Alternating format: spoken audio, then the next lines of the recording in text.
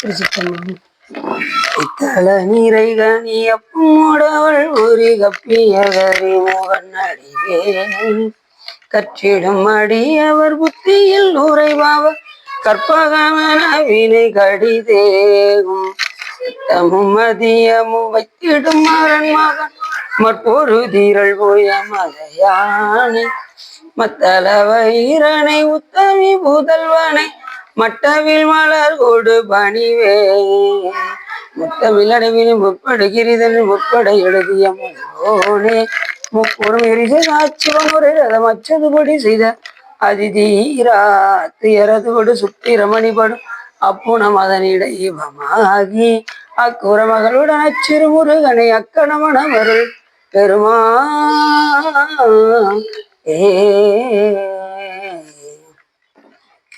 எந்தாயும் எனக்கருள் தந்தையும் நீ சிந்தாகுலமானவி தீத்தனையாள் கந்தா கதிர்வேலவனே உமையாள் மைந்தா குமரா மறைநாயகனே புலியர்கோன் பொழித்த புகழியர்கோன் கடல் போற்றி ஆளுமிசை கல்வி தப்பில் அணைந்த பிரான் அடி போற்றி பாலி திருநாவலூர் வந்தொண்டர் பதம் போற்றி ஓலி வழி திருவாதோரர் திருத்தாள் போற்றி. திருச்சிற்றும். எல்லாம் வல்ல சிவகாமிபாலுடனாகிய வள்ளல் வைத்தியநாசாமியுடைய பெரும் கருணை நாடும் எல்லாம் வல்ல சிவகாமிபாலுடனாகிய சகஸ்ரகீஸ்வரனுடைய பெரும் கருணை நாடும் நாம் இன்று ஸ்ரீபுரம் என்னும் திருவாரூர் தியாகராஜ பெருமானுடைய லீலையில் பானத்தை அடித்து அறக்கரை மாய்த்த லீலை பற்றி சிந்திப்பதற்கு திருவர்களும் குருவர்களும் அடியாரர்களும் கொட்டியுள்ளது.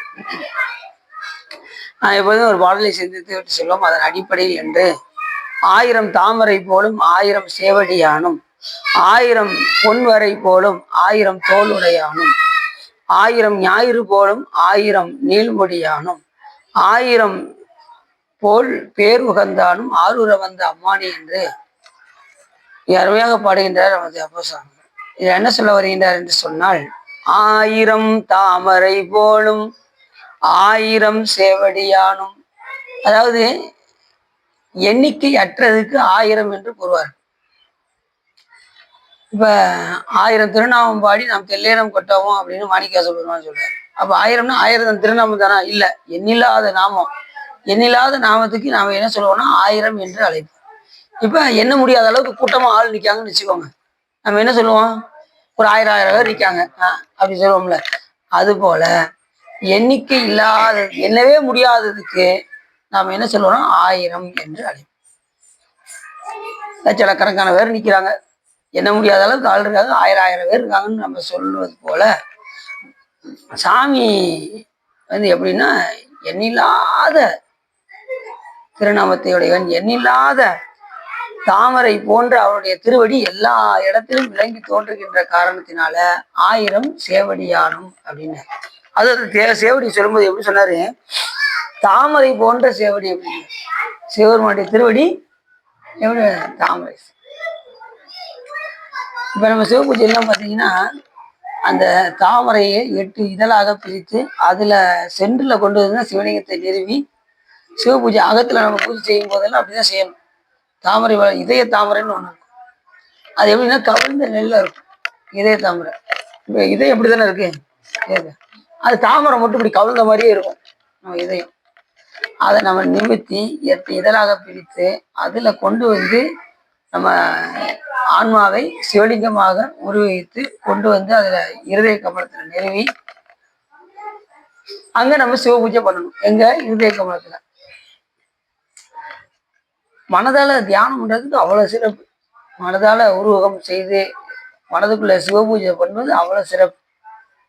அகபூஜை மென்மேலும் அதிக பலனை தரும். அதுக்கு நீங்க என்ன செய்யணும்னா புறத்துல நிறைய சிவபூஜை பண்ணி பண்ணி பண்ணி பண்ணி பழகத்தான் நமக்கு அகத்துல தங்கும். புறத்துல நீங்க ஓரளவுக்கு ஒரு திருக்கோயில போய் வழிபாடு பண்ண, அடியார்களோடு இணங்க, சமய தீட்சை பெற்றுக்கொண்டு அனுஷ்டானங்களை கடைபிடிக்க, அடுத்து கொஞ்சம் அந்த பக்குவம் வரவும் சாமி என்ன கொடுப்பாரு? சிவபூஜை கொடுப்பார். அந்த சிவபூஜையில நாம் நிலைநிறுத்தி இருக்க வேண்டும் என்றால் அகத்தில் நிறைய நாம உள்ள உருவகப்படுத்த வேண்டும். நம்ம திருக்கோயிலுக்கு வரோம்னா எதுக்காக வரோம்னா சாமியை உருவகம் செய்வதற்கு மனப்பாடம் செய்து அகத்துக்குள்ள ஏற்றணும். அதே போல சிவபூஜை செய்ய செய்ய செய்ய செய்ய அகத்துக்குள்ள அப்படியே உள்ள வர ஆரம்பிச்சு. உள்ள வந்ததுக்கு அப்புறம் உள்ளம் பெரும் கோயிலாயிரும். ஊன் உடம்பு ஆலயமாக ஆயிரும். வள்ளல் பிரானாருக்கு வாய் கோபுர வாசல் ஆயிரும்.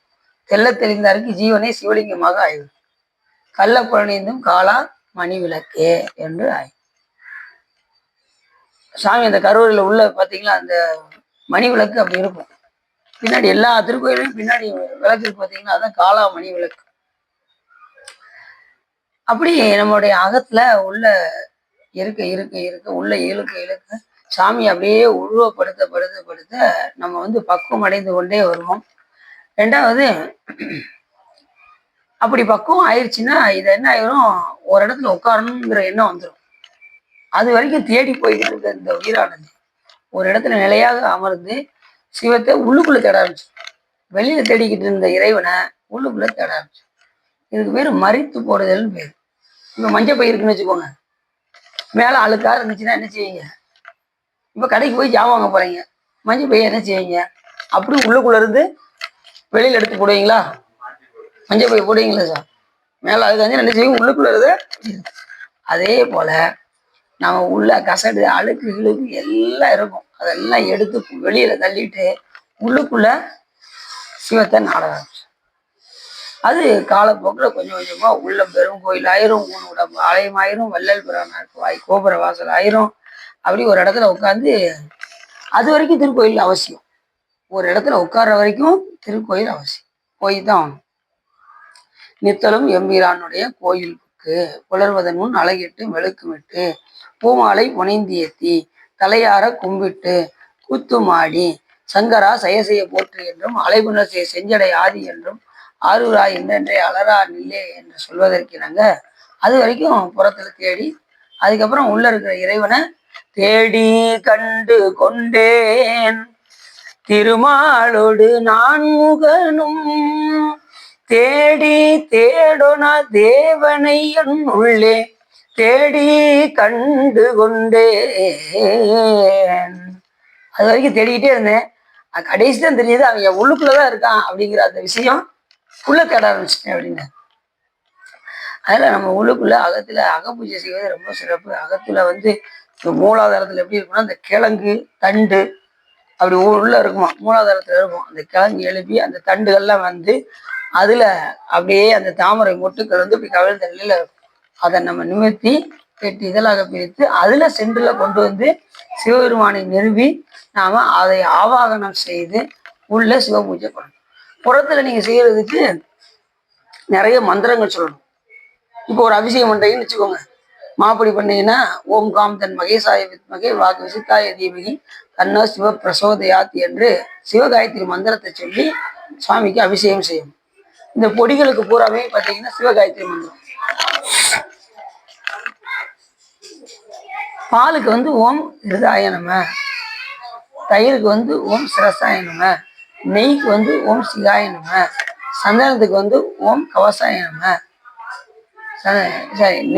தேனுக்கு வந்து ஓம் கவசாய நம, சந்தனத்துக்கு வந்து ஓம் அஸ்திராய நம. இப்படி மந்திரங்களை சொல்லிதான் சிவபெருமானுக்கு புறத்துல செய்யும் போது சாத்த முடியும்.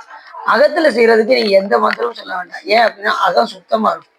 அதனால ரெண்டாவது, ஏன் சுத்தமா இருக்கும் அப்படின்னா, நீங்க ஆத்மாவை சிவபெருமான்ட்ட இருந்து வாங்கும் போது ஓம் ஆத்மனே நம்மன்னு பழைய ஆத்மாவை கொடுத்துட்டு மறுநாள் நீங்க உட்காந்து நீங்க பூஜை பண்ணும்போது இந்த திவ்ய தேகத்தை இந்த வலது காலாக்கில எரிச்சிட்டு புதிய திவ்ய தேகம் வருவதாக பாவித்து சிவபெருமான்ட்ட இருந்து ஆன்மாவை வாங்கும்போது அது எப்படி இருக்கும், ரொம்ப சுத்தமா இருக்கும். அதனால நீங்க எந்த மந்திரமும் உள்ளுக்குள்ள சொல்ல வேண்டிய தேவையில்லை, எல்லாமே சுத்தமா இருக்கும். அப்படியே சுவாமியை கொண்டு வந்து இருதய கமலத்துல அப்படியே பூசிக்க வேண்டியதான். எல்லா அபிஷேகம் பண்ணலாம். உங்களுக்கு என்னென்ன அபிஷேகம் பண்ணணும்னு தோணுதோ அத்தனை அபிஷேகத்தையும் எதுல பண்ணலாம், அகத்துக்குள்ள பண்ணணும். நீங்க புறத்துல செய்யறது கூட துட்டு நிறைய தேவைப்படும். இல்லைன்னா இப்ப விருவப்படத்தை நீங்க போய் தேடி கண்டுபிடிச்சு எடுத்து அதை தேன்ல குழப்பி அபிஷேகம் செய்யணும். வெளியில எடுக்க முடியலையா, எதை வெளியில செய்ய முடியலையோ அத்தனையும் உள்ளுக்குள்ள செய்ய ஆரம்பிச்சு நல்ல உள்ள பழத்தை எடுத்து அதை நல்லா உள்ள அந்த பழத்தை எடுத்து நல்ல தேன்ல குழப்பி சுவாமிக்கு அபிஷேகம். அப்படி செய்தால் ஒரு அஸ்வமேத யாகம் செய்த பலன் உண்டாகும். சிவ பூஜையில அவ்வளவு சிறப்பு. நூல்கள் சொல்லுது, அடியும் சொல்லுறேன், நூல்கள் சொல்லுது. அப்படி என்னென்ன அது மாதிரி இளநீர் வெளியில கிடைக்கலையா, உள்ளுக்குள்ள பண்ணுங்க. பால் நீங்க வெளியில எவ்வளவு வாங்க, ஒரு 100 பால் வாங்கி சுவாமிக்கு அபிஷேகம் பண்றீங்க அப்படிமா. அதுவே சில பேர் இருந்துவாங்க, அந்த 100 பாலையும் காலையில மறுநாள் காலை வரைக்கும் வச்சிருந்து அபிஷேகம் பண்றவங்களாம் உண்டு. நாம அகத்துக்குள்ள நீங்க குடம் குடமா அபிஷேகம் பண்ணலாம் சுவாமிக்கு. 1008 அபிஷேகம் பண்ண வேண்டியது, 1008 குடத்துக்கு அபிஷேகம் பண்ண வேண்டியது சுவாமிக்கு. உள்ளுக்குள்ள பண்ணலாம்ல. இப்ப 1000 குடம் பால் எவ்வளவு ஆகும் ரூபா யோசிச்சு பாருங்க. ஆனா மனதால தியானித்து கொண்டு சுவாமியை பூசிட்டு அவ்வளவு எத்தனை குடம்னாலும் சுவாமிக்கு எடுத்து அபிஷேகம் பண்ணிட்டே இருக்கலாம். அதை நினைச்சு பாவனை பண்ணிக்கிட்டே இருக்கலாம். பாவிப்பார் பாவம் அறுப்பாய். சுவாமி பாவிச்சா பாவத்தை அறுத்துருவார். அதுலேயும் அகப்பூஜைக்கு அவ்வளவு சிறப்பு. அப்படி 1000 தாமரை போலும் 1000 சேவடியானும் சாமியோட திருவடி எல்லா இடத்துலயும் விளங்கி சொல்றது. இப்ப இங்க சாயரச்சா இங்க எத்தனை மணிக்கு, இங்க 6 மணிக்கு நடக்கும்னு வச்சுக்கோங்க. மயிலாப்பூர், சென்னை மயிலாப்பூர்ல 6 மணிக்கு நடக்கும். வைத்தியநாத சாமி கோயில்ல 6 மணிக்கு நடக்கும். இப்ப சாமி எங்க போவாரு, எந்த இடத்துல போய் பூஜை ஏத்துக்கிட்டாரு, எல்லாம் எப்படி ஏத்துக்கிட்டாரு? ஏன்னா அவர் எல்லா இடத்துலையும் விரவி காணப்படுவதால், வியாபகத்தன்மையோடு இருப்பதனால் சாமி மயிலாப்பூரும் சரி இங்கேயும் சரி எல்லா இடத்துலையும் அட்டன் டயத்துல அதை வாங்கி கொள்வார். அதான் 1000 சேவடி, எண்ணில்லாத திருவடிகள் சாமிக்கு. எல்லா இடத்துலையும் அவருடைய திருவடி வியாபித்து இருக்கின்ற காரணத்தினால் 1000 சேவடியானும் அப்படின்னு அப்ப சொல்லி. சரி, திருவடிக்கு எப்பயுமே சிறப்பு. திருவடியை ஏன் மலராக விட்டுறோம் அப்படின்னா, அது வாடுகின்ற மலரை இறைவனுக்கு கொடுத்துட்டு நாம் என்ன செய்யறோம், வாடாத மலராகிய சிவபெருமானுடைய திருவடியை நாம் பெற்றுக்கொள்கிறோம். அது எது கொடுத்தாலும் சாமி நமக்கு நல்லதுதான் கொடுப்பார், நல்ல உயர்ந்ததை தான் கொடுப்பார். நிறைய பேர் பார்த்தீங்கன்னா கோயிலில் போய் எனக்கு சாமி அதை கொடுக்கல இதை கொடுக்கலங்கிறாங்க. நமக்கு எப்படிப்பட்ட வாழ்க்கையை நமக்கு இறைவன் கொடுத்துருக்காரு, அதை யாரும் நினைக்கிறது கிடையாது. எனக்கு இன்னும் அதை என்ன செய்யலை இதை செய்யலைன்னு போய் நிற்போம் சாமிகிட்ட போய். அது எல்லாம் தரும் கான் பெருந்துறையில் மேய பெரும் கருணையாளன் சிவன். அது இருக்கிறது 1000 பொன் வரை போலும் 1000 தோளுடையானும். சாமி வேறு மலை போன்று அவருடைய தோள்கள் பொன் போன்று விளங்குமா சிவபெருமானுடைய தோல்.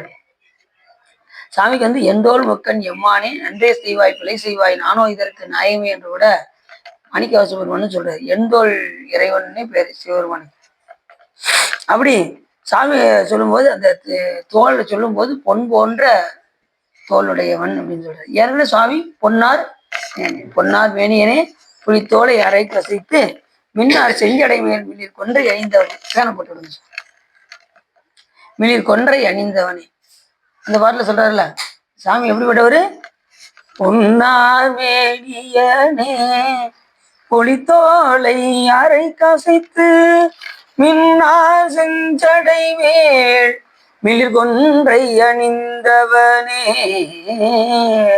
மன்னே மாமணியே மலவாடியுள் மாணிக்கமே அன்னே உன்னை எல்லாள் இனி யாரை நினைக்கேனே. இப்படி பாரு, அண்ணே உன்னை எல்லாள் இனி யாரை நினைக்கிறேனே அப்படின்னாரு சுந்தரம் சாமி. சாமியுடைய திருமேனி அப்படி பொன்னார் மேனியன், பொன் போன்ற மேனியுடையவர். ஆனா எப்படிப்பட்ட உருவமுடையவர்னா நெருப்பு போன்ற மேனியை உடையவர். உபச்சாரமாக சொல்லப்படுவது பொன் போன்ற மேனியை உடையவன் அப்படின்னு உபச்சாரமா நம்ம சொல்லிக்கலாம். ஆனா உண்மை திருமேனி எது அப்படின்னா, உருவமற்றவர் இறைவன். உண்மை திருமேனி அது சொரூப லட்சணம்னு பேரு. தடத்த லட்சணத்துல வரும்போது எல்லா வடிவமாகவும் இருப்பார் இறைவன். ஆனா சொரூப லட்சணத்துல இன்ன தன்மையன் என்று அறிவொன்னா எம்மானை எளிவந்த பிரானை அன்னம் வைகும் வயற்பலனத்தனி ஆரூராணி மறக்கலுமாமே என்று சொல்வதற்கிறாங்க. உண்மை திருமேனி சொரூப வடிவம்.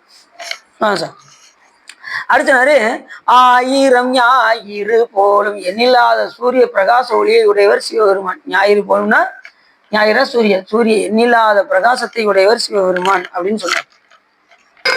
அப்படி சொன்னவரு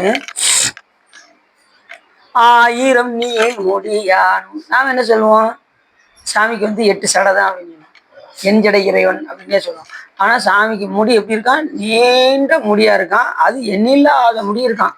1000 நீள் முடியானும் அப்படின்னா என்ன முடியாத அளவுக்கு 1000 என்ன சொன்னேன், எண்ண முடியாததுக்கு ஆயிரம் என்று அழைப்போம். அதே போல சாமி எல்லா இடத்துலையும் வியாபிச்சிருக்கிறதுனால நம்ம என்ன சொன்னாலும் எல்லாமே எண்ணில்லாததுதான். திருவடி எண்ணில்லாதது, அவன் திருவடி எண்ணில்லாதது, அவனுடைய தோல் எண்ணில்லாதது, அவனுடைய நீள்முடி எண்ணில்லாதது, இப்படி நம்ம சொல்லிக்கொண்டே போகலாம். அடுத்த நாள் 1000 பேர் உகந்தானும் எண்ணில்லாத நாமங்களை உடையவர் சிவபெருமான். அது அருணிநாத பெருமான் அழகா சொன்னாரு. எந்த பாட்டுலன்னு சொல்லுங்க பார்ப்போம்.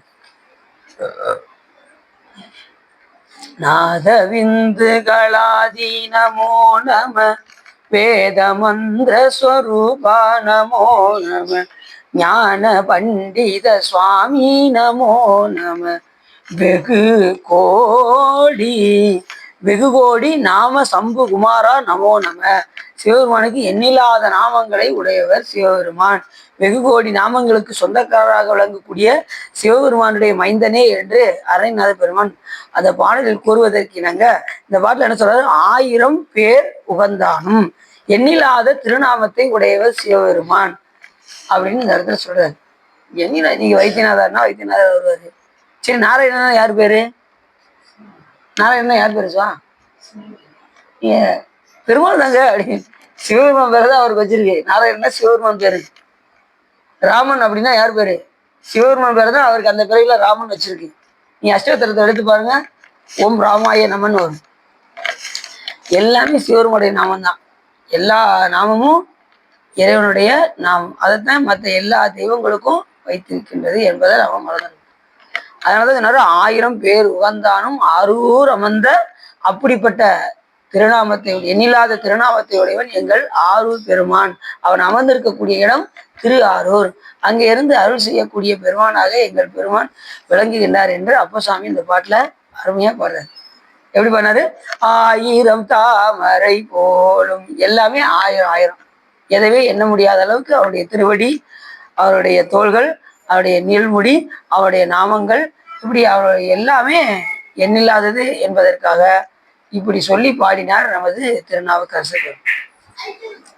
1000 தாமரை போலும் 1000 சேவடியானும் 1000 பொன்வரை போலும் 1000 தோளுடையானும் 1000 ஞாயிறு போலும் 1000 நீள்மொழியானும் 1000 பேருகந்தானும் ஆரூர் அமர்ந்த அம்மானே அப்படின்னு பாடி முடிச்சார்.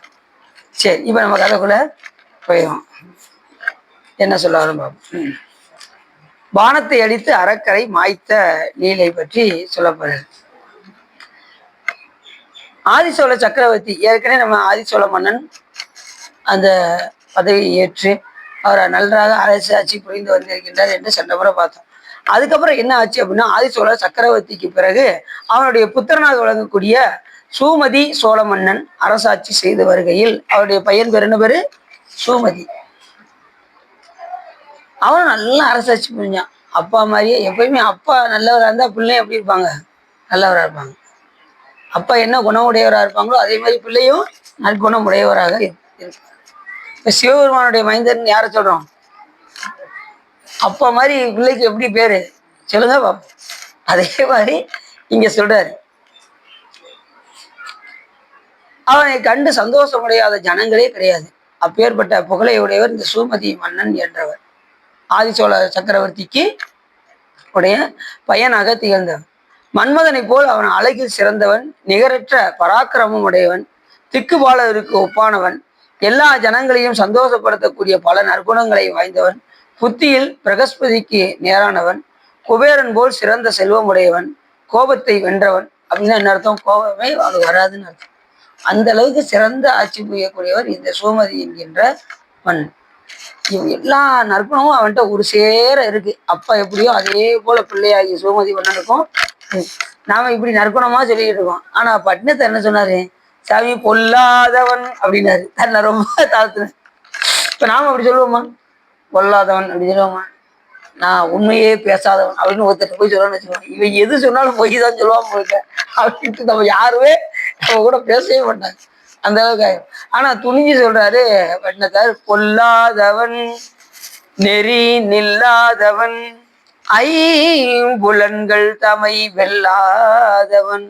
அருமையா சொல்றாரு. ரொம்ப பொல்லாதவன் சாமி, என்ற நல்ல குணமே கிடையாது அப்படின்னாரு. தன்னை பொல்லாதவன் சொல்றதுக்கு எவ்வளவு இது வேணும் சொல்லுங்க பார்ப்போம். நல்ல குணமுடையவர்கள் தான் தன்னை ரொம்ப தாழ்த்துவாங்க. கொஞ்சம் தாழ்ந்த குணமா உள்ளவங்க என்ன செய்வாங்கன்னா தன்னை ரொம்ப உயர்த்தி உயர்த்தி பேசுவாங்க. நான் எல்லாமே நான் தாங்க செஞ்சேன். கோயில்ல 10 லைட்டு நானே என்னுடைய சொந்த செலவுல வாங்கி கொடுத்தேன்னு பாருங்க அப்படி தன்னுடைய பெருமையெல்லாம் பேசிக்கொண்டே இருப்பார். அதுக்கு தற்பெருமைன்னு பேரு, அது வேற விஷயம். நிறைய பேர் என்ன செய்யறாங்கன்னா புண்ணியம் பண்றாங்க, பண்ணிட்டு என்ன செஞ்சுறாங்க அதை சொல்லி காமிச்சுறாங்க. சொல்லி காமிச்சிட்டு அது புண்ணியமாகுமா சொல்லுங்க பார்ப்போம். அதுலேயும் சிவபுண்ணியத்தை நாமளும் சொல்லவே கூடாது, செஞ்சுக்கிட்டே இருக்கணும். யாருக்கும் தெரியாமல் செஞ்சால் ரொம்ப சிறப்பு. நீ செய்யும்போது யாரோ பார்த்துட்டு அது வேற விஷயம், நீ யார்ட்டையும் சொல்ல வேண்டியதில்லை. ஆனால் நீங்கள் பாட்டு உங்கள் கடமையை சிவபுண்ணியத்தை செஞ்சுக்கிட்டே இருங்க. புராணம் கேளுங்க, சிவபெருமானை பற்றிய சிந்தனைகள் அத்தனையுமே நமக்கு சிவபுண்ணியங்கள் உண்டாகும். திருக்கோயிலுக்கு வருவது, அடியார்களோடு இறங்குவது, புராணம் கேட்பது, சித்தாந்தம் படிப்பது, இப்படி எல்லாமே சிவபுண்ணியம். சிவபெருமானை பற்றிய சம்பந்தத்தோடு நாம் இருந்தால் நமக்கு சிவபுண்ணியம் உண்டாகும். அப்படி தன்னை சொல்றாரு, நான் ரொம்ப பொல்லாதவன் சாமி, பொல்லாதவன், நெறி நில்லாதவன். ஒரு நல்லவன்னா என்ன செய்யணும், ஒரு நெறியில நிற்கணும். நான் எந்த நெறியிலுமே நிற்கலையே சாமி. நெறிங்கிறது நமக்கு என்ன சொல்லப்பட்டிருக்கு, சரி கிரியை யோகம் ஞானம் என்கின்ற நெறி தான் நம்ம சைவத்தில் சொல்லப்பட்டிருக்கு. அப்படிப்பட்ட நெறியில நான் நிற்காம இருக்கனே, நான் தொண்டு செய்யாம இருக்கனே, தன்னை ரொம்ப தாழ்த்தாது. நான் நெறியில நிற்கலையே, தொண்டு செய்யலை, திருமுறைகள் பாடலை, நல்லவரோடு இனங்களை அப்படின்னு இந்த இடத்துல சொல்றேன். நெறி நில்லாதவன், ஐம்புலன்கள் தமை வெல்லாதவன். இந்த சைவத்துல இருக்கிறவங்க என்ன செய்யணும்னா ஐம்புலன்களை நாம அடக்க தெரிஞ்சிருக்கணும். அவங்கதான் சிவபெருமானோடு ரொம்ப இணங்கி இருக்க முடியும். ஐம்புலன்களை வெல்ல தெரிஞ்சிருச்சுன்னா நம்ம சிவபெருமானோடு ஒண்டிடும். ஐம்புலன்கள் வெல்ல தெரியல அப்படின்னா நம்ம உலகத்தோடு தான் ஒட்டிடும். ஐம்புலன்களை வெல்றதுக்கு என்ன செய்யணும்னா அடிப்படை அடியார்களோடு இருந்து நாம செயல்பட்டாதான் நம்ம இந்த ஐம்புலன்களை நம்ம வெல்ல முடியும். வழிபாடு நமக்கு அதை காப்பாற்றும். அதுதான் அறுத்தியினால் நாயடியன் அணிகொள் தில்லை கண்டேனேனார். கருத்திருத்தி ஊன்புக்கு கருணையினால் ஆண்டு கொண்ட திருத்துருத்தி மேயானை தித்திக்கும் சிவபதத்தை அறுத்தியினால் நாயடியேன் அணிகொள் தில்லை கண்டேன். நான் எப்படி தில்லையை பார்த்தேன்னாரு, வழிபாட்டினால் தில்லையை பார்த்தேன் அப்படின்னாரு. அறுத்தினா வழிபாடுன்னு அர்த்தம். திருத்துருத்தி மேயானை தித்திக்கும் சிவபதத்தை என்னை திருத்தினார் சிவபெருமான் அப்படின்னாரு. திருத்தி என்னை வழிபாட்டுக்கு ஈடுபடுத்தி எனக்கு தில்லையை காண்பித்தார் அப்படின்னு அந்த பாட்டில் சொல்றாரு. இப்போ நம்மளை திருத்துவாரா திருத்த மாட்டாராம்? கட்டாயமா திருத்துவார். நம்ம அடியாரோடு இருந்தால் நம்மளை கண்டிப்பா திருத்தி நம்மளை நல்ல நிலைக்கு கொண்டு செல்வோம், அடுத்தடுத்த நிலைக்கு கொண்டு செல்வோம். அப்படி ஐம்புலன்கள் தம்மை வெல்லாதவன் கல்வி கல்லாதவன் அப்படின்னாரு. கல்வி கல்லாதவன் எந்த கல்வின்னு தெரியணும். முதல்ல நம்ம இந்த சித்தாந்த கல்வியே தெரிஞ்சிருக்கணும். மற்ற கல்வி தெரியுதோ இல்லையோ, மற்ற கல்வியெல்லாம் பணம் சம்பாதிப்பதுக்கு தான் உதவும். இந்த கல்வி ஒன்றுதான் இறைவனை அறிந்து அந்த ஞான நிலையை அடைவதற்கு உதவக்கூடிய கல்வி எது என்று கேட்டால் இந்த ஞான கல்வியின் பேரு. இந்த கல்வியை தான் படிக்கணும்னு சொல்றாரு. கற்றவர் விளங்கும் கற்பக கனியை கரையில்லா கருணைமா கடலை மற்றவர் அறியா மாணிக்க மலையை மதிப்பவர் மணவணி விளக்கை செற்றவர் புறவங்கள் செற்றையும் சிவனை திருவியலி விளையில் வீற்றிருந்த கொற்றவன் தன்னை கண்டு கண்டு உள்ளம் என் கண் குளிர்ந்தனவே என்று யார் சொல்றார்? திருவிசைப்பாளர் ஆசிரியர் சொல்றார். யார் கற்றவர் விளங்கும் கற்பக கனி? சிலவர் பார்த்தீங்கன்னா எனக்கு படிப்பறிவே இல்லைங்க, நான் இறைவனை அடைய முடியுமா அப்படின்னா அடைய முடியும். அந்த படிப்பு தேவையில்லை. சிவபெருமானை பற்றிய கல்வி இருந்தா போதும், சைவ சித்தாந்தம் படிச்சிருந்தா போதும், திருமுறைகள் பாடம்னா போதும். இந்த கல்வி இருந்தா இறைவனை எளிமையாக அடையும். நான் 12th கூட படிக்கலையேங்க, பிரச்சனையே இல்லை. நான் காலேஜுக்கெல்லாம் போகலையேங்க, பிரச்சனை இல்லை. இந்த கல்வி படிச்சா புரியுது. நம்ம நீங்க எல்லாம் 3ஆம் கிளாஸ் தான் படிச்சுக்காரு. எத்தனை திருமுறை பாடுறாரு பார்த்தீங்களா? அப்படியே சரளமா வந்துகிட்டே இருக்கும். புரியுது. அப்படி கட கட கட கட கடன்னு அது ஊற்று மாதிரி வந்துகிட்டே இருக்கும். அந்த அளவுக்கு சிறப்பா அவங்க பேசுவாங்க. இப்ப எத்தனையோ பேர் இருக்காங்க, அவங்கள படிச்சு எத்தனையோ பேர் சொற்பொழி பண்றாங்க. ஆனா படிக்காம எத்தனையோ பேர் பார்த்தீங்கன்னா, அது மாதிரி நம்ம தியாகராஜையா பார்த்தீங்கன்னா 12th தான் படிச்சிருக்காங்க, அவங்களும் நல்லா பேசுறாங்க. அப்படி நிறைய, அதாவது இந்த கல்வி தான் ரொம்ப முக்கியம். ஞான கல்வி தான் ரொம்ப முக்கியம். அதனாலதான் கற்றவர் விளங்கும் கற்பக கனியை அப்படின்னு சொன்னவரு மாணிக்கவாசகர் என்ன சொன்னாரு? கற்றாரையும் யான் வேண்டேன்னாரு. இங்க கற்றவர் விளங்கும் கற்பக கணியன்னு சொல்றது இந்த ஞான கல்வின்னு அர்த்தம். அங்க எந்த கல்வியை சொல்றாருன்னா உலக கல்வியை சொல்றாரு. கற்றாரை யான் வேண்டேன் கற்பனவே இனி அமையும் குற்றால தவந்துரையும் கூத்தா உன் குறைகளுக்கே கற்றாவின் மனம் போல கசிந்து உருக வேண்டுவனேன்னு. இது எந்த கல்வியை சொல்றாரு? உலக கல்வியை பாக்குறவங்களுக்கு ரொம்ப செருக்கு வரும். ஆனா அப்படிப்பட்டவங்க எனக்கு தேவையில்லை அப்படின்னு மாணிக்கவாசகர் சொன்னார். ரெண்டாவது, இந்த கல்வியை ரொம்ப கொஞ்சம் படிச்சிட்டாங்கன்னு வச்சுக்கோங்களேன், ஞான கல்வியை ரொம்ப படிச்சாலும் கொஞ்சம் ஒரு செருக்கு வந்துடும். எல்லாரு கூடயும் தர்க்கம் பண்ணணுங்கிற எண்ணம் வந்துடும். சார், எல்லார்ட்டையும் கொஞ்சம் படிச்சிட்டோம்னா நமக்கு மிஞ்சி யாரும் கிடையாது அப்படின்னு தர்க்கம் பண்றதுக்கு ஒரு ஆளை கூப்பிட்டு உங்களுக்கு இது தெரியுமா அப்படின்னு கேட்கறது. அவரே இப்பதான் உள்ள வந்திருக்கேன் தெரியுமா அப்படின்னா எனக்கு தெரியும். இப்ப அவர் அப்படி சொல்லிட்டாலும் பரவாயில்ல, அவரு தெரியுமா சொல்லுவாரு, அவருக்கு தகுந்த மாதிரி ஒரு பதில் சொல்லுவாரு. ரெண்டு பேரும் மோதிக்கிட்டு இருப்பாங்க. அதன் அப்படி மோதுனா நாய் போல சல்லன ஓட்டாரு. யாரு சொல்றா? உரியான சம்பந்தர் சொல்றாரு. கற்கை இடர்பட்டு மிக்க கற்கை எல்லாம் கற்றவர்கள்பால் கற்க விட்டு நாய் போல செல்லணும். கற்றவர்கள்ட்ட போய் படிச்ச விஷயத்தெல்லாம் போய் நான் தான் ரொம்ப படிச்சிருக்கேன் அப்படின்னு போய் சொன்னா அது நாய்க்கு ஒப்பாகும் அப்படின்ட்டாரு. இனிமே யாரும் என்ன செய்ய மாட்டாங்க, போய் அப்படி யார்ட்டையும் போய் தர்க்கம் பண்ண மாட்டாங்க. சைவ சித்தாந்தம் படிச்சிட்டாங்கன்னு வச்சுக்கோங்களேன், ரொம்ப அமைதியாயிருவாங்க. ஞான கல்வியை யாரு அதிகமாக படிக்கின்றார்களோ யார்ட்டையும் போய் வாதம் செய்ய மாட்டார்கள். அப்படியே உள்ளுக்குள்ள வைத்து யாரு கேட்டாதான் சொல்லுவாங்க, இல்லைன்னா என்ன செய்ய மாட்டாங்க, யார்கிட்டையுமே சொல்ல மாட்டாங்க. உள்ளுக்குள்ளே வைத்து அப்படியே உருகுவார். உருகி உருகி உருகி உருகி இறைவனை வழிபாடு செய்வார். அதான் ஞான கல்வின்னு. இந்த கல்வியை தான் நம்ம என்ன செய்யணும், அதிகமாக படிக்க வேண்டும். சும்மா இருந்தால் திருமுறைகளை படிச்சுக்கிட்டே இருக்கணும், திருமுறைகளை எழுதிக்கிட்டே இருக்கணும். அதுக்குதான் வீட்டு படம் கொடுத்தாச்சு எல்லாத்துக்கும். 108 தடவை எல்லாம் எழுத ஆரம்பிச்சிருப்பாங்கன்னு நினைக்கிறேன். இந்த கல்வி எல்லாருமே என்ன செய்வாங்க, எழுதியிருப்பாங்க.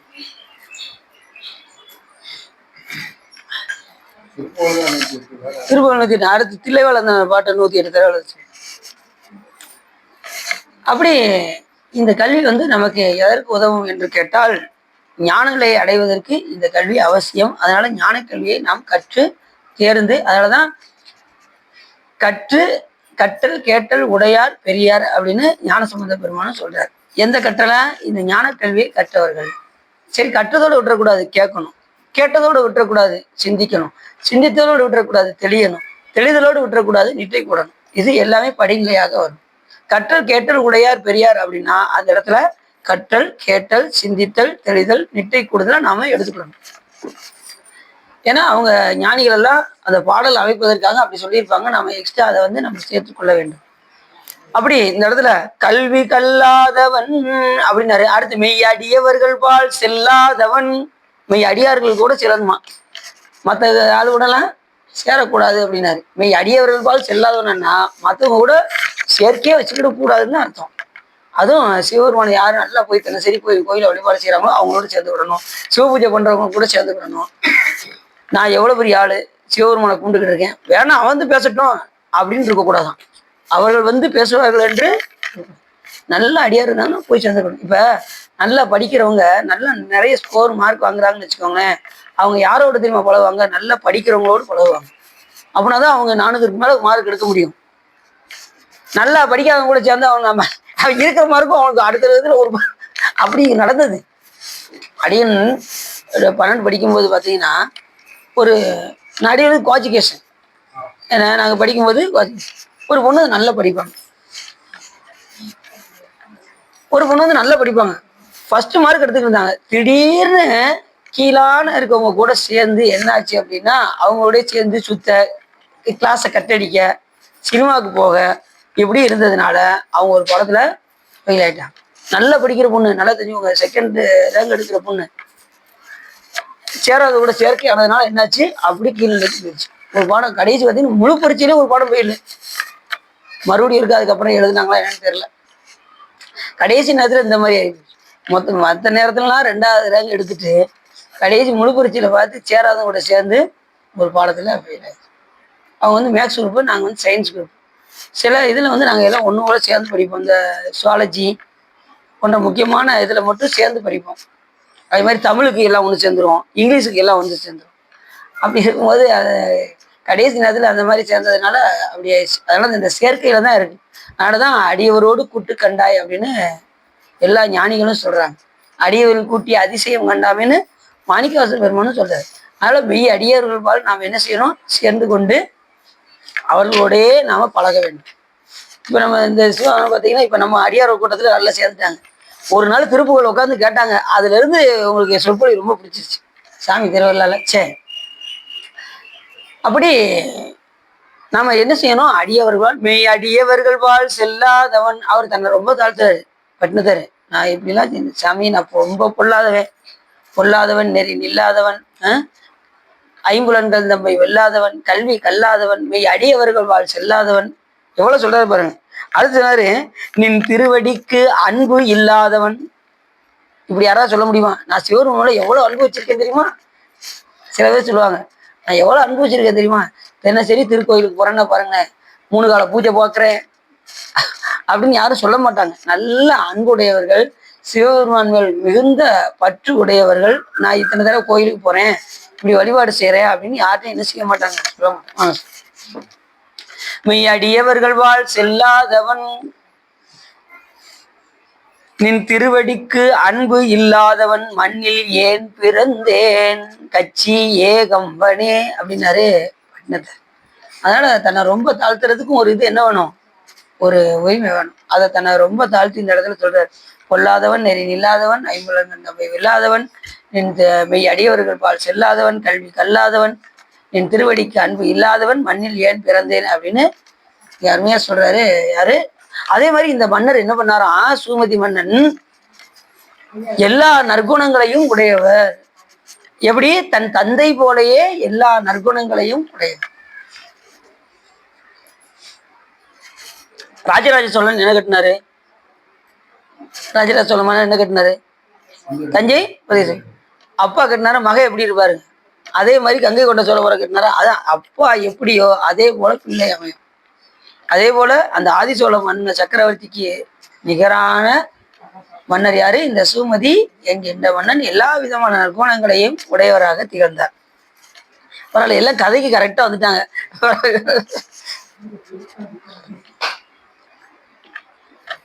எல்லா ஜனங்களையும் நன்றாக சந்தோஷப்படுத்தினார். புத்தியில் பிரகஸ்பதி போல் நேரானவன், குபேரன் போல் சிறந்த செல்வமுடையவன், கோபத்தை வென்றவன், கோபமே இல்லாதவன் இந்த சுமதி என்கின்றவன். படைத்தலைவன் முறைகளை நன்றாக பயின்றவன், அரச நீதிப்படி நடக்கும் குணமுடையவன், தேவரிடமும் முனிவரிடமும் பெரியோர்களிடமும் விசேஷமான பக்தி கொண்டவன், பெரியோரை பார்த்தா வணங்குதல் தன்மை.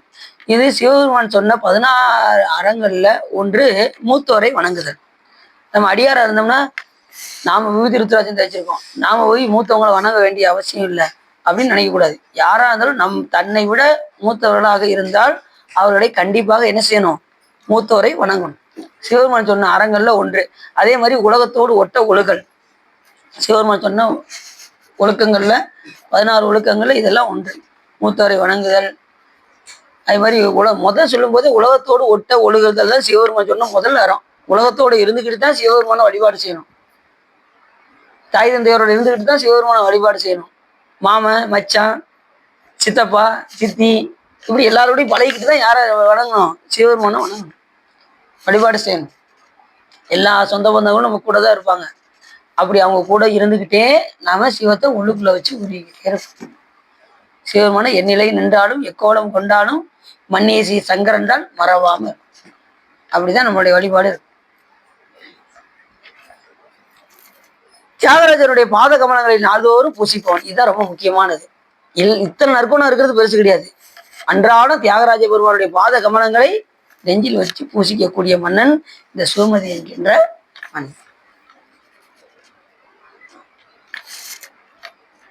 தியாகராஜ பெருமானுடைய பாத கமலங்களை வலது முகம் மட்டும்தான் தெரியும். நீங்க போய் பார்த்தீங்கன்னா தியாகராஜ பெருமானுடைய முகம் மட்டும்தான் தெரியும், அம்பாளுடைய முகம் மட்டும்தான் தெரியும், பாதம் தெரியாது. எப்ப காமிப்பாங்க அப்படின்னா பங்குனி உத்திரத்தன்றும் திருவாதிரை அன்றும் தான் 2 திருவடியும் ஒவ்வொரு திருவடியா காமிப்பாங்க. மற்ற நீங்க பார்க்கவே முடியாது திருவடியை. அடியன்னு ஒன்று பார்த்துட்டேன், இன்னொன்று பார்க்கவே முடியல. பங்குனி உத்திரத்துக்கு பார்த்தாச்சு, திருவாதிரைக்கு ஒரு நாள் போய் பார்க்கணும். உங்களுக்கும் வாய்ப்பு கிடைச்சா கண்டிப்பா திருவாதிரை அன்னைக்கு நீங்க என்ன செய்யலாம், போய் திருவாரூர்ல போய் அந்த பாதத்தை போய் பார்த்துக்கலாம். அப்படியே காமிப்பாங்க, பாதத்தை விலகி காமிப்பாங்க, அருமையா இருக்கும். அதே மாதிரி தேர்ல வரும்போது கூட சுவாமி பாதத்தை காமிக்க மாட்டாரு, முகம்தான் தெரியும், தியாகராஜ பெருமானுடைய முகம். சாமி அங்க எப்படி இருக்காராம்? அமர்ந்து இருக்காராம். ஆரூர் அமர்ந்த அம்மானே, ஆரூர் அமர்ந்த அரசே போற்றி. எல்லா பாட்டிலுமே அமர்ந்த குணத்துல தான் சொல்றாரு. ஆரூர் அமர்ந்த அம்மானேன்னு பதியத்திலையும் பாடுறாருல, பாடினம் பூதத்தினானும் பவள செவ்வாய் வண்ணத்தானுங்கிறதுல அப்படிதான் சொல்றாரு. ஆரூர் அமர்ந்த அம்மானேன்னு தான் சொல்றாரு.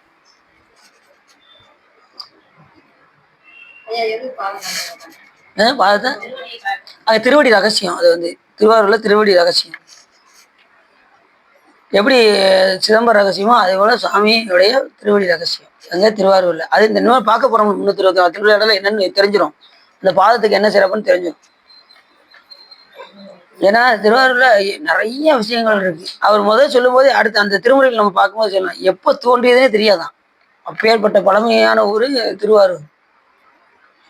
சாமி நடனம் ஆடுறதுக்கு முன்னாடி தோன்றிடுச்சா அப்படின்னு கேட்கிறாரு. சிதம்பரம் வர்றதுக்கு முன்னாடி தோன்றிடுச்சாலாம் கேட்கிறாரு. அந்த அளவுக்கு திருவாரூர் ரொம்ப பழமையா அப்படின்னு சொல்லி அவரே சாமிகிட்ட கேட்கறது போல திருமுறை அமைச்சிருக்காரு பாடல்ல. முப்புறம் எரிக்கிறதுக்கு முன்னாடியே இருந்திருக்குமோ அப்படிங்கிறார் ஒரு இடத்துல. அவ்வளவு பழமையான ஊரு திரு ஆரூர். ஆரூர்னா அனைத்து ஊர்களையும் அடக்கிய ஊர்னு அர்த்தம். ஆரூர் அப்படின்னா அனைத்து ஊர்களையும் திரு ஆரூர் அப்படின்னா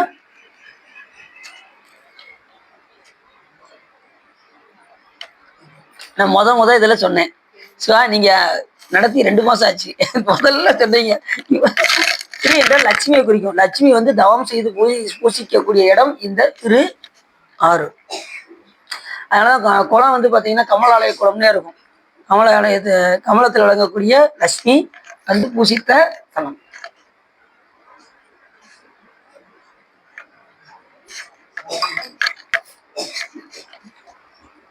பாதகமனங்களை நாள்தோறும் நாள்தோறும் அப்படின்னா என்ன அர்த்தம்? தினசரி பெருமான இருதய கமலத்துல வைத்து பூசிக்கக்கூடிய மன்னன் இந்த சுமதி என்கின்ற மன்னன். குற்றம் செய்வரிடம் மிக கருணை உடையவன், எல்லா கலைகளையும் நன்றாக கற்று அறிந்தவன், ராஜ காரியங்களை சரியான காலத்தில் செய்து முடிப்பவன், தர்மத்தையும் நியாயத்தையும் 2 கண்களாக கொண்டவன். நீதி நேர்மையோட வாழக்கூடிய மன்னர் இந்த மன்னன். எப்படி மன்நீதி சோழன் வாழ்ந்தாரோ அதே போல நீதி நேர்மையுடைய மன்னராக திகழ்ந்தார் இந்த சோழ மன்னன். அறம்பொருள் இன்பம் வீடு எனும் 4 புருஷார்த்தங்களையும் நன்கு கற்று அறிந்தவன், அதே போல நடந்து கொள்பவன், கர்வமற்றவன், வினயம் நிறைந்தவன், சதுரங்க சேனைகளை நடத்தும் முறையை நன்கு அறிந்தவன், தனுவேகத்தில் கரை கண்டவன். இப்படி எல்லா வேதத்துல கரை கண்டவரா இந்த சுமதி என்கின்ற மன்னர். எல்லாத்துலேயும் தேர்ச்சி பெற்றவர் இந்த சுமதி மன்னர். வேதத்துல கூட சிறப்பாக எல்லா கலைகளையும் கற்று அறிந்தவர். இப்போ வேதங்களையும் தெரிஞ்சுதான் இருப்பாரு. வேதங்களை வந்து பார்த்தீங்கன்னா வேதங்களை நீங்க படிச்சாலும் அதுவும் பலனை தரும். வேதங்களையும் ஆகமங்களையும் சிவபெருமான் தான் அருளினார். இறைவன் அருளிய 2 நூல்கள், ஒன்று வேதம், மற்றொன்று சிவ ஆகமங்கள். வேதங்கள் முடியாமல் இறைவன் அடையலாம், ஆனா கொஞ்சம் லேட் ஆகும். ஆனா ஆகம வழியா போனா சீக்கிரத்துல போய் அடைஞ்சிடலாம். ஏன்னா வேதங்களும் இறை உலக ஏத்தும் சொல்லி நம்ம திருவிளையாடல் புராணத்திலையும் வருது. ஆனா ஆகமம் ஆகி நின்று அன்னிப்பான் தாழ்வாள்கன்னு இதுல சொல்றாரு, நமது சிவபுராணத்துல சொல்றாரு. இப்ப வேத முறைப்படி அந்தணர்கள்லாம் இருக்காங்கல்ல, அவங்க அந்த ஒழுக்கத்தின்படி சிறந்து விளங்கி இறைவன் திருவடி அடைந்தவர்களும் உண்டு. ஆனா ஆகம முறைப்படி செய்தால் வெகு சீக்கிரமாக சென்று விடலாம். அன்னிப்பான நெருங்கி வந்துடுவார்.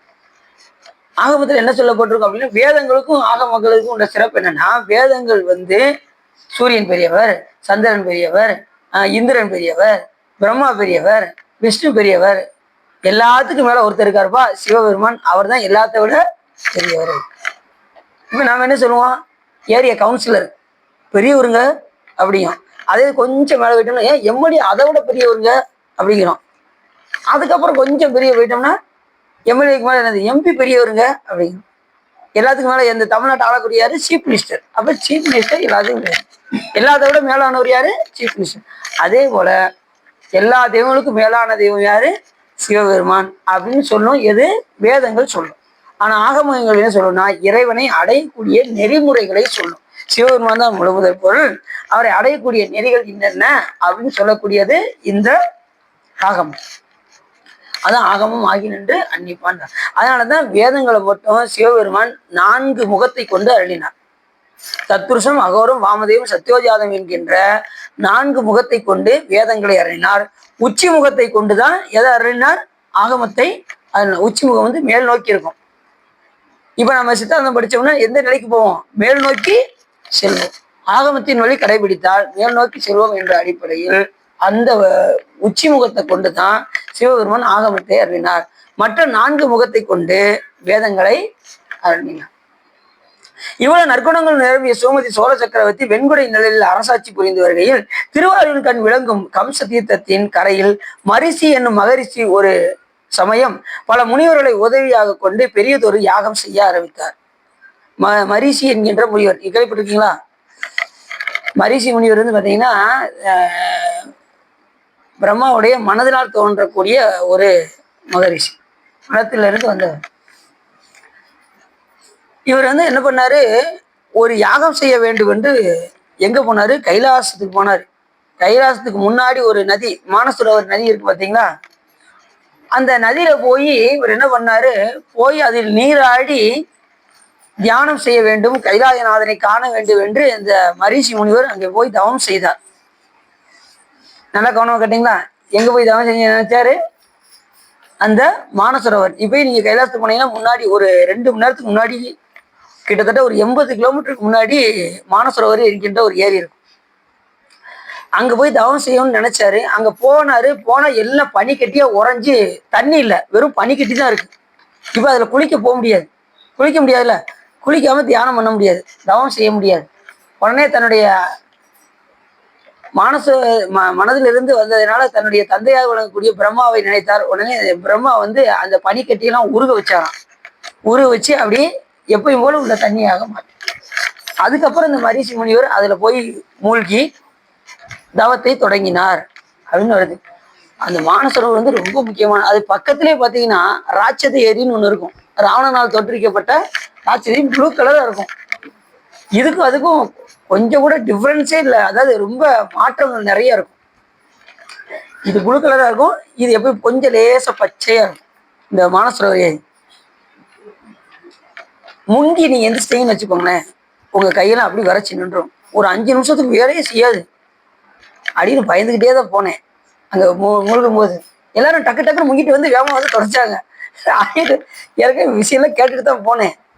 குளிப்போமா வேண்டாமா, குளிப்போமா வேண்டாமா, சும்மா தலையில தண்ணியை தெளிச்சிருமா, இவ்வளவு தூரம் கைலாயத்துக்கு இவ்வளவு செலவு பண்ணி வந்திருக்கோம், உங்களுக்கு எல்லாம் சரி வராது, என்ன ஆயிட்டாலும் பரவாயில்ல அப்படின்னு டக்குன்னு முங்கி 3 தடவை டக்கு டக்கு டக்கு முங்கிட்டு இப்படி வந்து வெளியே நிக்க.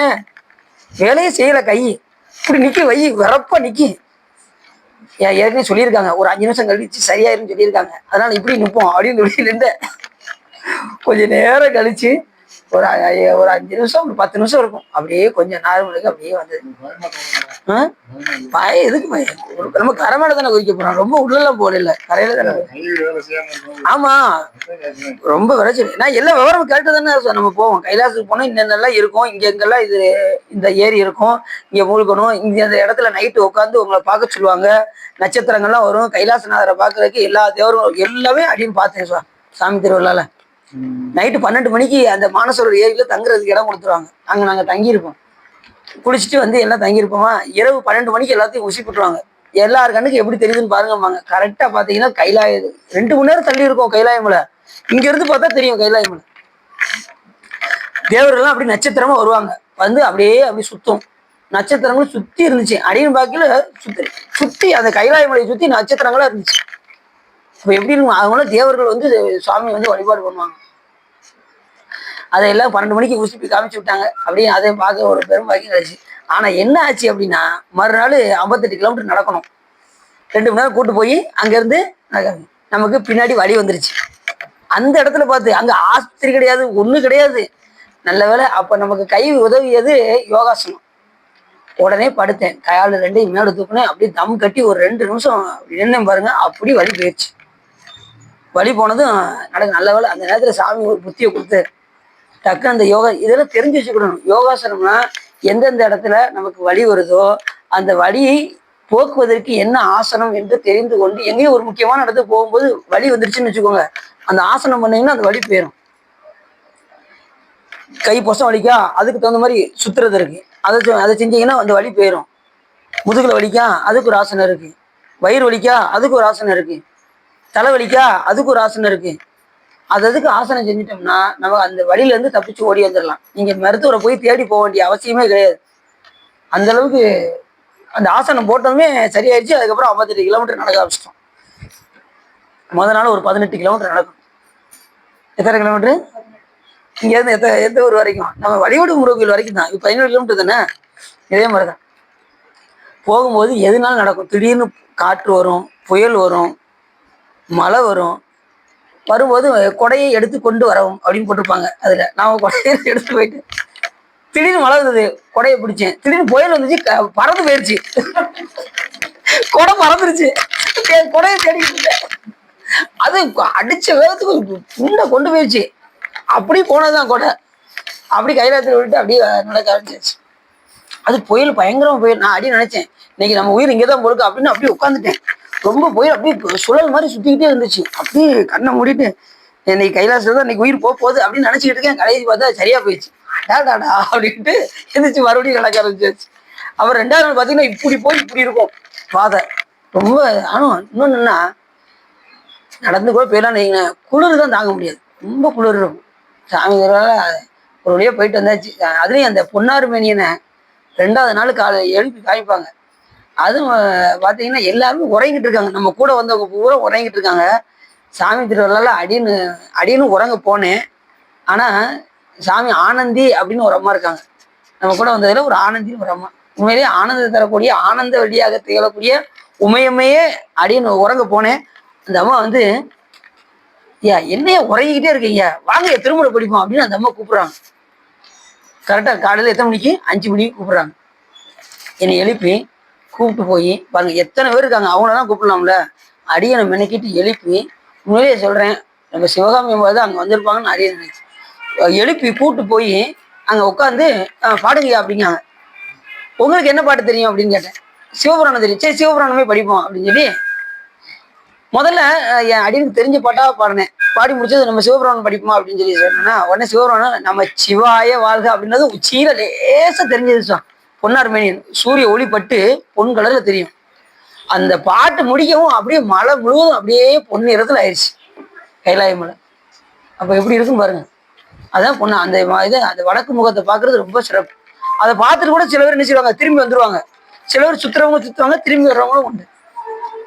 அப்படிப்பட்ட சிறப்புடைய அந்த மானசரோவர் ஏரி வந்து அவ்வளவு முக்கியமானது. அங்க கண்டிப்பா போறவங்களும் என்ன செய்வாங்க, அதுல மூழ்கிதான் கைலாயநாதனை போய் சென்று பார்ப்பார்கள். அது நமக்கு ஒரு பாக்கியம் கிடைச்சது.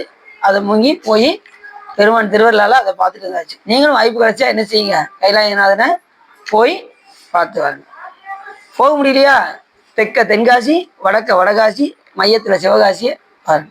எல்லா கோயிலுமே கைலாயநாதனே காணலாமே, கைலாயநாதனே காணலாமேன்னு அப்பசாமின்னு பதிகம் பாடி. இல்லைன்னாலும் வருத்தப்படாதீங்க. நீ மனமொன்றி நீங்க இறைவனை நினைத்தால் கண்டிப்பாக உங்களை கைலாயத்துக்கு கண்டிப்பாக அழைத்து செல்வார். சரி, இந்த பிறவியில் இல்லட்டினாலும் நீ விருப்பப்பட்டா அடுத்த பிறவியில கூட என்ன பண்ணுவாரு, ஒரு பிறவி உண்டாக்கி கூட உங்களை அனுமதி வச்சுருவாரு அந்த கைலாயத்தை பார்க்க. சரி, அதுக்கு அடின்னு பாடின பாட்டு என்ன பண்ணா, ஆரூர் தில்லை அம்பலம் வல்ல நல்லம், அந்த பதியத்தை பண்ணா கண்டிப்பா சாமி எங்க விட்டு போயிடுவாரு, கைலாயத்துக்கு விட்டு போயிரு. அந்த பாடல சொன்னாங்க 48 நாள் விடாம படிங்கன்னாங்க. 40 நாள் படிச்சேன், 40 நாள் படிக்கல, விட்டுட்டேன். அப்புறம் நமக்கு எங்க கைலாயம் கிடைக்க போகுது, நம்மளாம் எங்க ரூல்ஸ் படி நடக்க போறோம் அப்படின்னு நினைச்சுக்கிட்டு இருக்க நேரத்துல திடீர்னு நமக்கு இந்த ஆஃபர் வந்துருச்சு. உடனே போயிட்டு வந்தாச்சு. சாமி பாருங்க, குறைய படித்துன்னு சொல்லி விட்டுறல, கூட்டு போயிட்டாரு. அதுதான் சாமியுடைய கருணை. நினைச்சான். சரி, அப்படி இந்த மரிசி முனிவர் ஒரு சமயம் பல முனிவர்களை உதவியாக கொண்டு பெரிய யாகம் ஒன்று செய்தார். இந்த சக்கரவர்த்தி என்ன பண்ணாரு அப்படின்னா, அவர் யாகம் செய்வதற்கு சுமதி சக்கரவர்த்தி அளவற்ற திரவியம் அவருக்கு யாகம் செய்வதற்கு எல்லாம் கொடுத்தார். ஏன்னா ஏற்கனவே ரொம்ப கருணையுடையவர். யாகம் செய்வதற்கு எல்லாமே, எல்லா திரவியம், யாகம் செய்வது பெருசு கிடையாது, யாகத்துக்கு வேண்டிய பொருள்கள் ரொம்ப வேணும்.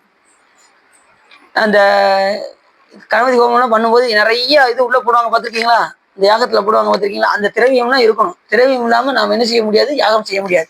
எப்படி சிவ பூஜைக்கும் திரவியம் தேவைப்படுதோ அதே போல யாகத்திற்கும் திரவியம் கட்டாயமாக தேவை. சிவ பூஜையில் என்னென்ன திரவியம் வேணும், மாப்பொடி வேணும், மஞ்சப்பொடி வேணும், திரவியப்பொடி வேணும், வில்வப்பொடி வேணும், நாவல் பொடி வேணும், வேற நம்ம நெல்லிப்பொடி வேணும், பால் வேணும், தயிர், நெய், வேற தேன், அன்னம், இளநீர், வேற வில்வப்பழம், என்ன சார், விபூதி, கடைசி விபூதி.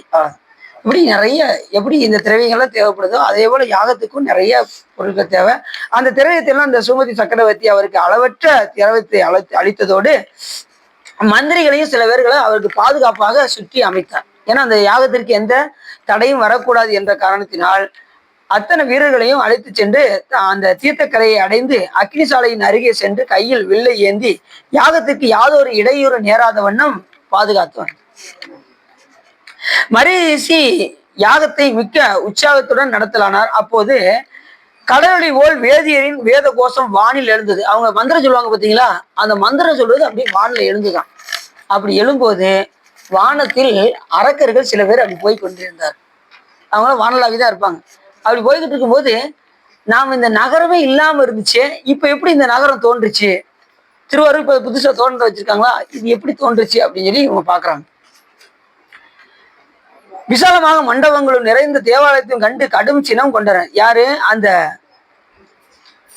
அப்போ கடலில் போய் வேதியன் எழுந்ததும் பிறகு மந்திரங்களை உச்சரித்தும் மகரிஷியின் அக்னி ஜுவாலையில் ஆவாதி செய்யப்பட்ட நெய் முதலான பரிமளமும் ஆகாயத்தில் பரவியது. ஆகாய மார்க்கமாக சஞ்சரித்து சென்ற சில அரக்கர்கள் இந்த இந்த ஆவாகதி கொடுக்கும்போது இந்த புகையெல்லாம் மேலே எழும் பார்த்தீங்களா, அது போய் மேலே போகும். இத சில அரக்கர்கள்லாம் மேலே பார்க்குறாங்க. பார்த்து எப்படி இங்க யாகம்லாம் செய்யறாங்க அப்படின்னு சொல்லி பார்த்து உற்று நோக்கினார்கள். உயர்ந்த கோபுரங்களும் விசாலமான மண்டபங்களும் நிறைந்த தேவாலயத்தை கண்டு கடும் சினர் கொண்டனர். எப்படி இப்படி இருக்கலாம், நம்ம ஏற்கனவே இந்த நகரமே இல்லாம இருந்துச்சு, எப்படி இப்படி ஒரு நகரம் உருவாகுச்சு. நீண்ட அழகிய விதிகளில் விளங்கும் மாளிகைகளையும் இந்திர மாளிகை போன்று விளங்கும் சக்கரவர்த்தியின் அரண்மனையும் நோக்கி பெருமூச்சு விட்டனர். இப்படி ஒரு மாளிகையா, இப்படி ஒரு மண்டபமா, எல்லாமே இது யாரால செய்யப்பட்டது, சிவபெருமான் அருளினால் தேவதட்சனாக விளங்கக்கூடிய விஸ்வருமா பால் செய்யப்பட்டது அப்படின்னு ஏற்கனவே பார்த்தோம். அப்படி சில காலம் பல குளங்களும் சோலைகளும் எல்லாத்தையும் அவங்க பார்த்துக்கிட்டே இருக்காங்க. அந்த சில அரக்கர்கள் அந்த திருவாரூரை பார்த்துக்கிட்டே இருக்காங்க. அந்த அமைப்பை பார்க்கும்போது விஸ்வரூபனால் இது சிருஷ்டிக்கப்பட்டது போல் தோன்றுகிறது. இப்படிப்பட்ட நன்மைகள் மானிடருக்கு இருக்கக்கூடாது என்று நினைத்தார்கள். இவ்வளவு அழகான மண்டபம் மானிடர்களுக்கு இருக்கக்கூடாதுன்னு அந்த அரக்கர்கள் என்ன செஞ்சாங்க, நினைத்தாங்க. நமது பேரை கேட்கும் போதே பயந்து ஓடி ஒளிந்து கொள்ளும் இவர்கள் எப்படி பயம் இல்லாமல் கூட்டம் கூட்டமாய் இங்கே யாகம் செய்கின்றார்கள் என்று அவர்கள் நினைத்தார்கள். யாரு, அந்த அரக்கர்கள். அரக்கர்கள் எப்பயுமே மனிதர்கள் நல்லா இருக்கிறது அவங்களுக்கு எப்பயுமே பிடிக்காது. தேவர்கள் நல்ல இன்பமா இருந்தாங்கன்னா யாருக்கு பிடிக்காது, அசுரர்களுக்கு பிடிக்காது. பாருங்க, முப்புறத்துல 3 கோட்டையிலும் எண்ணில்லாத அசுரர்கள் இருந்தாங்க. அவ்வளவு சிவபூஜை பண்ணிக்கிட்டு இருந்தவங்க. ஆனாலும் என்ன செஞ்சாங்க, தேவர்களுக்கு போய் துன்பம் கொடுத்தாங்க. இந்த சும்மாவே இருக்க மாட்டாங்க. அரக்கர்களுக்கு அந்த அந்த அரக்க குணம் எப்படியாவது வேலை செய்ய ஆரம்பிச்சு, எப்படியாவது 4 பேருக்கு துன்பம் கொடுக்கணும்னு தான் நினைப்பாங்க.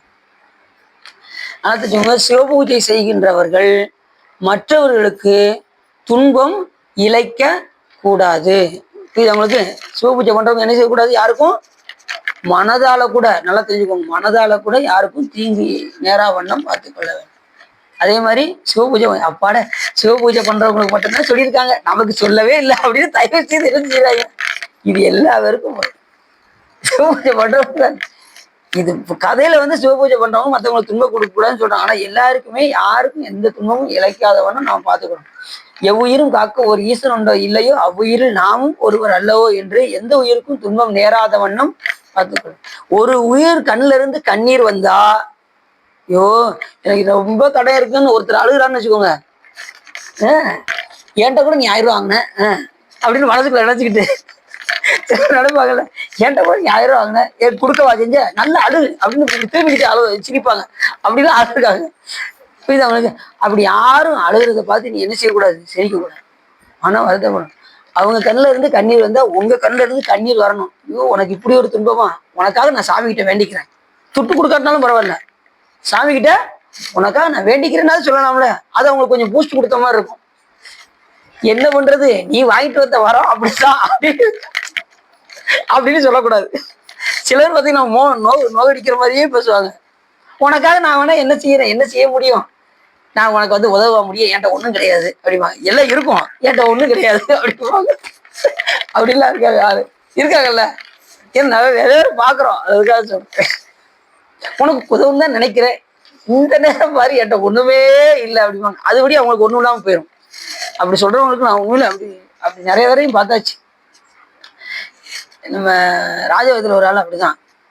ஒருத்தர் வந்து அவர் அடிக்கடி கேட்பாரு. அவர் வந்து இல்லை இல்லை இல்லை இல்லை இல்லைன்னு சொல்லிக்கிட்டே இருந்தார். கடைசி பார்த்தா இன்னைக்கு அவர் நடுத்தருவில் இருக்காரு. எப்படி செல்வத்தை இழந்தாருன்னே தெரியல. எப்படி நிறைய கோடீஸ்வரர். அவர் ஒரு 10 ரூபா கட்டாலும் கொடுக்க மாட்டாரு, ஒரு 100 ரூபா கட்டா கொடுக்க மாட்டாரு, எப்போ கேட்டாலும் அவர் கொடுக்கவே மாட்டாரு. கடைசி பார்த்தா இன்னைக்கு எல்லா சொத்தையும் இழந்து இன்னைக்கு நடுத்தருவில் இருக்காரு, வாடகை வீட்டில் இருக்கேன் அப்படிங்கிற. பார்த்தீங்களா? எந்த நேரத்தில் மாறும்னு சொல்ல முடியாது. இன்னைக்கு இருக்கிற மாதிரி நாளைக்கு இருக்காது. மேலே இருக்கிறவங்க திடீர்னு கீழே வரலாம், கீழே இருக்கிறவங்க மேலேயும் வரலாம். சாமி நினைச்சாருன்னா என்ன வேணாலும் அவங்க செய்த வினைக்கு தகுந்தவாறு நமக்குரிய செல்வம், வாய்ப்பு, வாழ்க்கை எல்லாமே நாம் செய்த வினைக்கு தகுந்தவாறு தான் வரும். சரி, அப்படி இதை பொறுக்க முடியாம அதனாலதான் அசுரர்கள்லாம் வந்து பார்த்து அழிஞ்ச காரணம் என்னன்னா, நாம நல்லா இருந்தா அவங்களுக்கு பிடிக்காது. அது மாதிரி நம்ம திருக்கோவிலூர்ல ஒரு அசுரன், அந்த அசுரன் அப்படித்தான். அவனை சாமி என்ன பண்ணாரு, தேவர்களுக்கு ரொம்ப துன்பம் இழைச்சான். சிவபூஜை பண்றவன் தான், ஆனா தேவர்களுக்கு துன்பம் இழைச்சதுனால அவனை அப்படி குத்தி சாமி சூழா எதிர தூக்கி நிப்பாட்டிடுவார். கதறுவான். எதுக்காக? தேவர்களுக்கு துன்பம் கொடுத்ததுனால.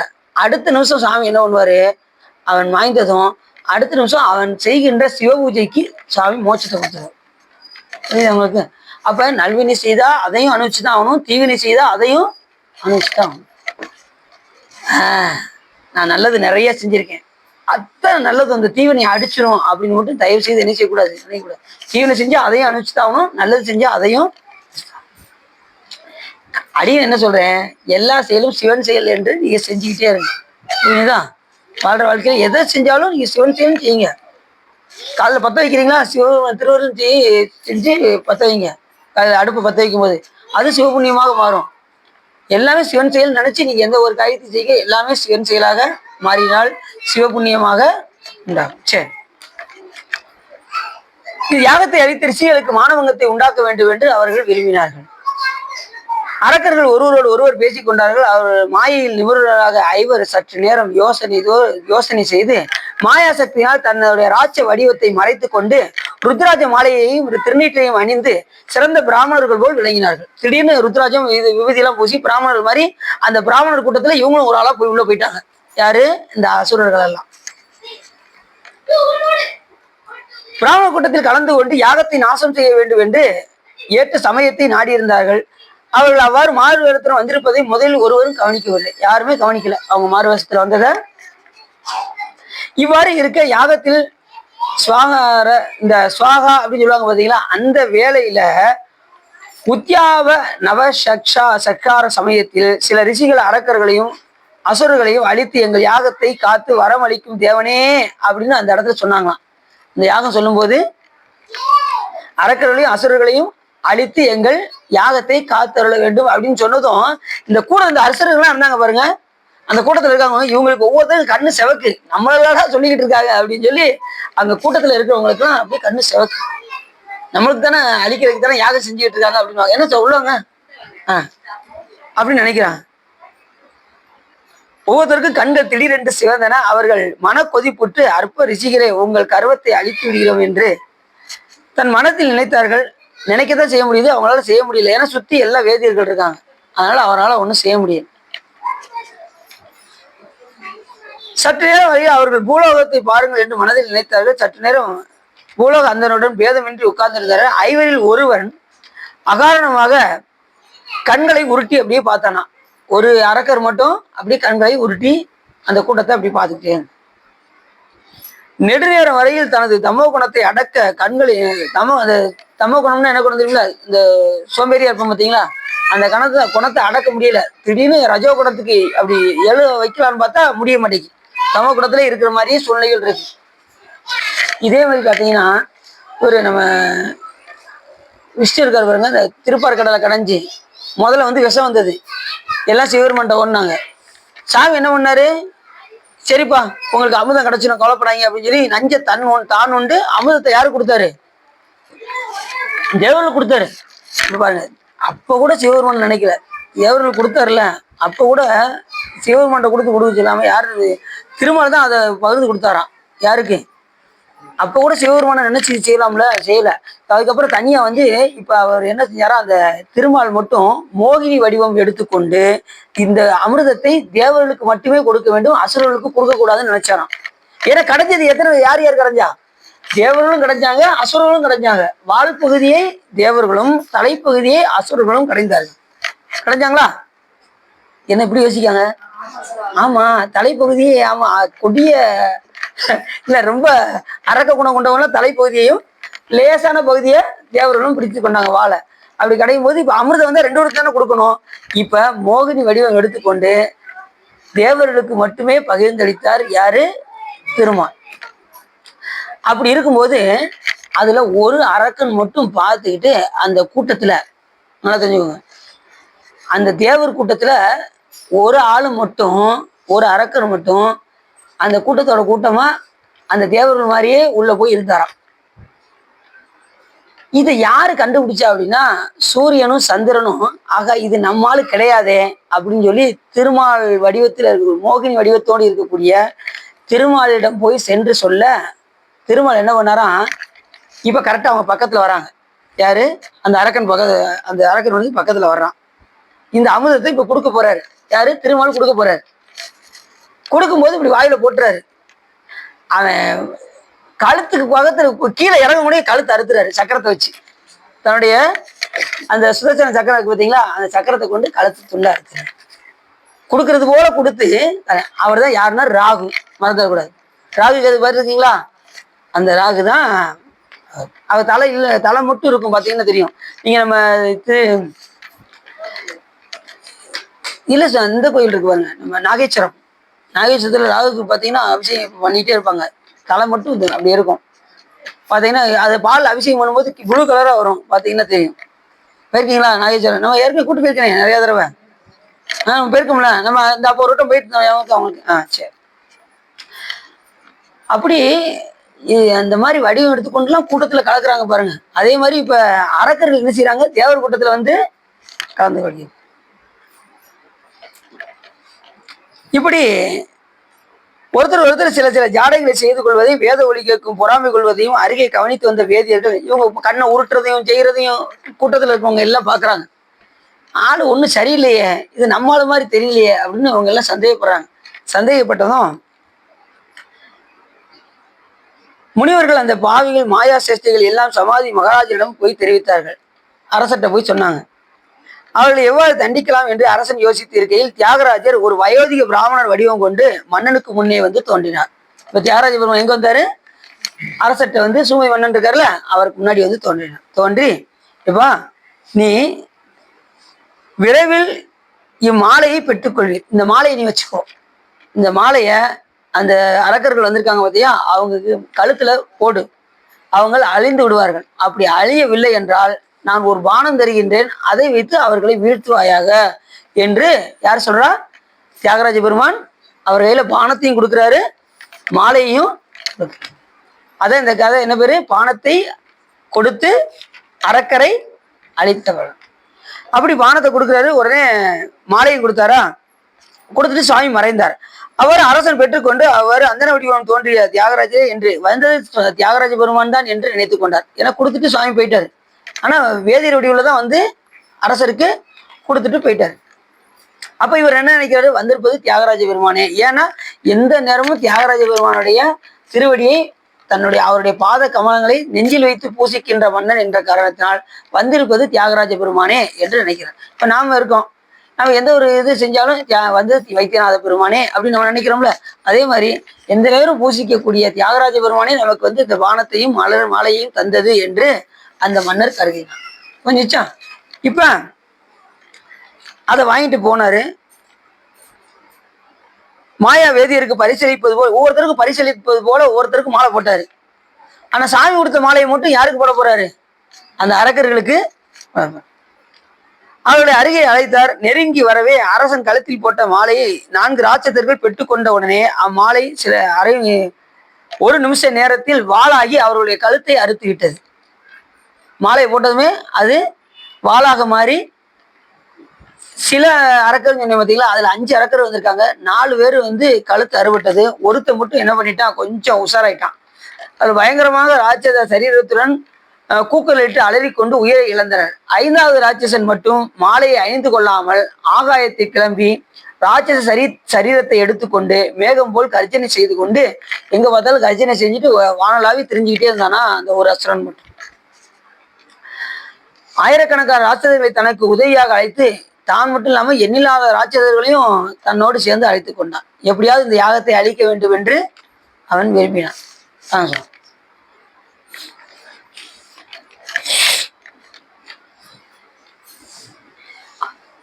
அரசன் மீது இரும்பு கதைகளையும் உலக்கைகளையும் கல்பாறைகளையும் கூர்மையான பானங்களையும் வச்சிக்க தொடங்கினான். ஈசன் அளித்த பானத்தை சுமதி மகாராஜன் வில்லில் தொடுத்து அரக்கன் மீது எய்தான். இப்ப எழுத்ததுமே திரிபுர சம்ஹார காலத்தில் பரமசிவனால் பிரவேசிக்கப்பட்ட பானங்களே இப்போது அரசன் வில்லில் இருந்த வேகமாய் கிளம்பிய. இதான் ரொம்ப முக்கியமானது. சிவபெருமான் கொடுத்த பானம் எது தெரியுமா? சிவபெருமான் முப்புரை எரிக்கும் போது ஒரு பானத்தை கொண்டு போனார் பாத்தீங்களா? ஈரம்பு கண்டிலும் ஓரம்பே முப்புறம் முந்தி வரன்னு வருது பாத்தீங்களா? ரெண்டு அம்பு கொண்டு போகணும்னு நினைச்சாராம். நமக்கு ஒரு அம்பே போதும் நினைச்சாராம். அதையும் திருப்பியே கொண்டு வந்துட்டாராம். அம்பை பயன்படுத்தவே இல்லையா சிவபெருமான் அப்படின்னு சொல்றாருல. அதே போல அந்த ஒரு பானத்தை இப்ப இந்த சுமதி மன்னருக்கு சிவபெருமான் அளித்தார். தியாகராஜ பெருமான் யாருக்கு அளித்தாரு? இந்த சுமதி மன்னனுக்கு அளித்தாரு. அந்த வில்லை கொண்டுதான் என்ன பண்ணாராம்? அந்த வில்ல ஒரு வில்லை தான் எடுத்தாரு. எண்ணில்லாத ராட்சதர்கள் அழிந்தார். இந்த ஒரு வில்ல சிவபெருமான் கொடுத்த இது எப்படி இருக்கும் யோசிச்சு பாருங்க. சிவபெருமான் கொடுக்கின்ற அந்த ஆயத்துக்கு என்ன பேருனா பாசுபத அஸ்திரம் என்று பெயர். சிவபெருமான் கொடுக்கக்கூடிய படைக்கலம் என்ன பேரு? பாசுபத அஸ்திரம். அது சிவப்படைக்கலம் என்று பெயர். இந்த சிவப்படைக்கலத்தை வாங்குறதுக்கு அர்ஜுனன் போனாரு. எங்க போனாரு? எங்கேயோ போனாருங்க. நீ கதைக்கு வாங்க அப்படின்னு சொல்லிட்டு எங்க போனாரு கிருஷ்ணரு? இப்ப நீ எதிரி அழிக்கிறதுக்கு ஒரே வழி உனக்கு ஒண்ணு சொல்றேன். சிவப்படைக்கலம் பாசுபத அஸ்திரம் வாங்கி வா, நீ எதிரிகளை வீழ்த்தி விடலாம் என்று. இப்ப கிருஷ்ணன் கொடுத்துருக்கலாம்ல, அவர் கடவுளா இருந்தா கொடுத்துருக்கலாம்ல, அவரால் கொடுக்க முடியல. என்ன சொன்னாரு? சிவபெருமான்கிட்ட போய் வாங்கிட்டு வந்தாரு. இப்ப நேர போனாரு. அந்த காளகஸ்தியில காளகஸ்தி முற்பிறவில அர்ஜுனனா இருக்கும்போது அந்த காட்டுக்குள்ள அவர் தவம் செய்து கொண்டிருந்தார். 2 பேருமே ஒரு பன்றிக்காக போரிட்டார்கள். அதெல்லாம் உங்களுக்கு தெரியும். தோளுக்கு தோளா சண்டை போட்டாரு. சிவபெருமான் கூட நேருக்கு நேர் சண்டை போட்ட ஒரே ஆளு அர்ஜுனன் மட்டும்தான். யாருமே சிவபெருமான நோக்கி சண்டை போடல. அவர் ஒருத்தர் மட்டும். அதுவும் பாருங்க, சண்டை நல்லா போடுறானா சிவபெருமான் கூட. சாமி அப்படியே சோதிச்சு பார்த்துட்டே இருக்காரு. சரி சரி நான் தன்னை தெரிவிக்கிறதுக்கு என்ன செய்யலாம்னு சொல்லி 2 கையை இப்படி பிடிச்சாராம். பிடிச்சி நெஞ்சில ஓங்கி ஒரு அடி அடிச்சாராம். ஆகா வந்திருக்கிறது சிவபெருமான்ட்டு டக்குனு திருவடியில போய் விழுந்துட்டாராம். நெஞ்சில் அடிச்சிருந்தா வந்திருக்கிறது சிவபெருமான் தெரிஞ்சதான். உடனே கீழே வந்து பெருமானே நான் தெரியாம செஞ்சுட்டேன் சாமி, என்னை மன்னிச்சிட மாட்டீங்களா அப்படின்னாரு. எப்பா இருக்கட்டும்பா, நீ என்ன வேலையா வந்தேன்னு கேட்டாரு. சாமி இல்லை சாமி, நான் வந்த வேலை ஏதோ இருக்கட்டும், இப்ப எனக்கு முக்தி வேணும் அப்படின்னாரு. யாரு? அர்ஜுனன். ஏன்னா சிவபெருமான் பார்த்ததுமே எல்லாரும் கேட்கக்கூடிய ஒரே சொல் என்ன சொல்லு? முக்தி. அவர் ஒருத்தர் கொடுக்கறதுதான் முக்தி, மற்றது கொடுக்கறதுல முக்தி கிடையாது. இப்போ எத்தனையோ முக்தி எல்லாம் இருக்கு. இப்ப கிறிஸ்டின் சமயத்துல சொன்னா அவங்க ஒரு முக்தி சொல்லுவாங்க, முஸ்லீம் சமயத்தை சொன்னா அவங்க ஒரு முக்தி சொல்லுவாங்க, விஷ்ணு சமயத்துல போனா பரமபதம் தான், அதுக்கு மேல ஒண்ணு கிடையாது அப்படிம்பாங்க. அதே மாதிரி ஒவ்வொரு சமயத்திலையும் ஒரு சமண சமயத்தை எடுத்தோம்னா அது ஒரு முக்தி சொல்லுவாங்க. சில பேர் பார்த்தாங்க பெண் இன்பமே இன்பம், அதுதான் முக்தி, பெண்ணோடு உறவு செய்வதுதான் முக்தின்னு சொல்ற சமயம்லாம் இருக்கு. எத்தனையோ சமயங்கள்லாம் இருக்கு. அதுவே முக்தி, அதுக்கு மேல முக்தி கிடையாது அப்படின்னு சொல்ற சமயங்கள்லாம் இருக்கு. நம்ம சமயம் தான் அழகா சொல்லிச்சு. சிவபெருமான் கொடுக்கின்ற முக்தி தான் நிலையான முக்தி. மற்ற முக்தியெல்லாம் நொடிப்பொழுது வந்து போகக்கூடியது. அங்க போனாலும் மறுபடியும் எங்கதான் வந்தாகணும்? பூலோகம் வந்து பிறவி எடுத்துதான் அனுபவிச்சு மறுபடியும் கடைசி சிவபெருமான வழிபாடு செய்யற வரைக்கும் பிறவி வந்து கொண்டேதான் இருக்கும். சிவபெருமான் கிட்ட வந்தாலும் கூட என்ன செய்யணும்? அதுக்கடுத்து சரீகரி யோகம்லாம் பண்ணி ஞானத்தை கொடுத்தால் என்று மோட்சம் கூட. ஞானம் பெற்றதுக்கு அப்புறம் தான் மோட்சம் கிடைக்கும். ஞானம் வராம மோட்சம் வரவே வராது. அதுதான் ஞானம் ஈசன்பால் அன்பு அப்படின்னு ஒரு வார்த்தையில சொல்லாது. ஞான சம்பந்தம் ஞானம் ஈசன்பால் அன்பு, சிவபெருமான் மேல அன்பு வரணும், அதுதான் ஞானம். சரி, அது எப்படி வர்றது அப்படின்னா அடிப்படையில இருந்து கொஞ்சம் கொஞ்சமா வந்தோம்னா எல்லா குருலிங்க சங்கம் வழிபாடு பண்ணோம்னா அவன் எல்லா உயிரிலும் கலந்திருக்கிறான் என்கின்ற உணர்வு வரும். எல்லா உயிரிலும் கலந்திருக்கின்றான் என்கிற உணர்வு வந்ததுக்கு அப்புறம் அவன் எல்லா பொருள்களிலும் கலந்திருக்கின்றான் என்கின்ற உணர்வு அதுக்கப்புறம் தான் வரும். நீங்க எதை பார்த்தாலும் சிவம் அப்போ உங்களுக்கு தெரியும். மரத்தை பார்த்தா சிவம் தெரியும், கிளையை பார்த்தா சிவம் தெரியும், கோயிலை பார்த்தா சிவம் தெரியும், மனிதர்களை பார்த்தா சிவம் தெரியும், மிருகத்தை பார்த்தா சிவம் தெரியும். எல்லாத்துக்குமே சிவம் விலகி தோன்றுவது தெரியும். அதான் பார்க்கும் இடமெல்லாம் எங்கும் நீக்கமர நிற்கின்ற பரிபூரானந்தமாக சிவபெருமான் தெரிவார். அதுதான் ஞான நிலை. ஞான நிலைன்னா வேற ஒன்றும் கிடையாது, எல்லாத்துலேயும் சிவத்தை பார்ப்பது. அது இப்போ உடனே வந்துருமா? வராது. இப்போ மரம் நமக்கு மரமாக தான் தெரியுது, சிவன் தெரியல. அப்போ அதுக்குரிய பக்குவம் நமக்கு இன்னும் வரல. அப்போ அடிப்படை இந்த வழிபாடுகள்லாம் செஞ்சால் தான் நமக்கு அந்த ஞான நிலை வரும், இல்லைன்னா வருவதற்கான வாய்ப்பு இல்லை. அப்போ அந்த ஞான நிலையை அடைய வேண்டும். அப்படி அந்த ஞான நிலை வந்துருச்சுன்னா உங்கள் உடம்பு மேலே உங்களுக்கு பற்று போய்விடும். தூங்கியவன் கைப்பொருள் நழுவியது போல் உங்கள் உடம்பானது நழுவிவிடும். போன வட்டம் பார்த்தோம்ல, தூங்கியவன் கைப்பொருள் நழுவியது போல் நழுவும். அப்படி இருந்துச்சுன்னா உங்களுக்கு உடம்பு மேலே பற்றுறாது. என்ன முழுவதும் சிவபெருமான் இருந்துச்சுன்னா எதை பார்த்தாலும் சிவத்தை பார்த்துட்டோம்னா இது ஏன் உடம்பு நீங்கள் சொல்லிக்கிட்டு இருப்பீங்களா? சொல்ல மாட்டேங்க. அந்த தானாகவே அது நழுவிடும். அதே மாதிரி ஞானிகளுக்கும் வினைகள்லாம் எதன் வழியாக கழியுமா? ஊனின் வழியாகத்தான் கழியும். உடம்பு வழியாக தான் எல்லா இதுவும் கழியும். நோய் நொடிகள் எல்லாம் வர்றதெல்லாம் எது வரும்? இந்த உடம்பு வழியாகத்தான் வந்து போகும். நம்ம சின்ன காய்ச்சல் நம்மளால தாங்க முடியல. ஒரு காய்ச்சல் அடிச்சுன்னு தாங்க முடியுதா? பார்த்தீங்களா? நல்லா ஃப்ரெஷ்ஷாக பேசிட்டு இருக்கோம். மறுநாள் பார்த்தீங்கன்னா ஒரு ஊசி போட்டு இப்போ தான் வந்திருக்கேன். பார்த்துக்கிங்களா? கொஞ்சம் உடம்பு டயர்ட் ஆயிடுச்சுன்னா நம்மளால தாங்க முடியல. யோசிச்சு பாருங்க. நல்லா பேசிக்கிட்டு இருக்காது, திடீர்னு சோம்பேறி ஆயிட்டாங்கன்னா என்ன ஆகும்? ஒரு காய்ச்சல் தாங்க முடியாது, ஒரு தலைவலி தாங்க முடியாது, எதுவுமே நம்மளால தாங்க முடியாது. ஏன்னா உடம்பு மேலே பற்று, அந்த அளவுக்கு பற்று நம்ம இருக்கு. அதனால நம்மளால தாங்க முடியல. பற்றை நீக்கிட்டோம்னா எது வந்தாலும் வந்துட்டு போகுது அப்படின்னு அசால்ட்டா விட்டுருவோம். சரி, அதுக்காக சொற்பொழிவில் சிவா சொல்லியிருக்காரு, பற்றை விட சொல்லியிருக்காரு. அப்படின்னு காய்ச்சல் இருந்தால் நான் அசால்ட்டா இருப்பேன், எந்த ஊசியும் போட மாட்டேன், மாத்திரை சாப்பிட மாட்டேன் அப்படின்றாங்க. சொற்பொழி யார் பேசுறா கொஞ்சம் சொல்லுங்க அப்படின்னு கேட்குறாங்க. நேரா கிளம்பி சொற்பொழியில நீங்க என்ன சொன்னீங்க அப்படின்னு அதனால கொஞ்சம் கவனமாதுங்க. பார்க்க வேண்டியது பார்க்கணும், அக்கா பார்க்கக்கூடாது. ஏன்னா அது இப்போ கலியுகத்தில் இருக்கவங்க பார்க்க வேண்டியது பார்த்துக்கிட்டு நம்ம சிவத்தை சிந்திக்க ஆரம்பிச்சிடணும். ஏன்னா வழிபாட்டுக்கு எது தடையா இருக்கோ உடனே அதை நீக்கிட்டு நம்ம வழிபாடு செய்ய ஆரம்பிச்சிடும். அங்கே தீட்சை எடுக்கிற அடின்னு பார்த்தீங்கன்னா, தீட்சை எடுக்கிறதுக்கு முதல் நாள் நமக்கு காய்ச்சல். தீட்சை எடுக்கணும், என்ன செய்ய போடுறா ஊசியா அப்படின்னு உடனே போய் ஒரு ஊசியை போட்டு உடம்பு ஃப்ரெஷ் ஆயிடுச்சு, அப்படியே போய் தீட்சை எடுத்து கரெக்டா தீட்சை எடுக்கிறதுக்கு முதல் நாள் காய்ச்சல் குதுன்னு வந்துருச்சு. நேரம் ஆர்வம் டாக்டர் இருக்காங்க பாருங்க. அப்போ ஆர்வம் டாக்டர் தான் போய் பார்ப்போம். போய் பார்த்து முதல் நாள் ஊசியை போட்டு நல்லா ஃப்ரெஷ் ஆனாங்க. டாக்டர் நீங்க என்ன செய்வீங்களோ எது செய்வீங்களோ சொல்லுப்பா தம்பி அப்படின்னாரு. எனக்கு உடனே சரியாயிடணும், காலையில தீட்சை கொடுக்க போறாங்க அப்படின்னதும் ஊசியை போட்டு நைட்டு பஸ் ஏறி காலையில போனேன். உடனே சரியாச்சு. இப்போ ஊசி போடுறது பிரச்சனை கிடையாது, மாத்திரை சாப்பிடணும், அது மறந்துடக்கூடாது கண்டிப்பா டாக்டர் அப்படின்னு உடனே மாத்திரை சாப்பிட்டது சரியா போயிடுச்சு. ஏன்னா டாக்டர் அவர் வேலையை கரெக்டா சொன்னாரு, ஊசி போட்டு விட்டுறக்கூடாது, மாத்திரை கரெக்டா சாப்பிடணும் அப்படின்னு எழுதி கொடுத்தாரு. சரி, அதே போல தீட்சை எடுக்காம அந்த நெறிமுறைகளை கடைபிடிக்கணும், அதுதான் ரொம்ப முக்கியம். சரிதானா? சரி, அப்படி திரிபுர சங்காரம் எப்ப அந்த பானத்தை சாமி எப்படி அந்த அந்த பானத்தை தான் யாரு கொடுத்தாரு? இந்த சுமதி மன்னனுக்கு கொடுத்தா. அது சிவப்படைக்கலம், பாஸ்வத அஸ்திரம் என்று பேர். அது ரொம்ப அதுதான் உயர்ந்த அஸ்திரம், அதுக்கு மேல அஸ்திரம் எதுவுமே கிடையாது. சிவப்படைக்கலம் தான் உயர்ந்த அஸ்திரம். அதை அர்ஜுனனுக்கு கொடுத்தாரு. அவர் கேட்டார்ல, முக்தி வேணும்னு கேட்டார்ல.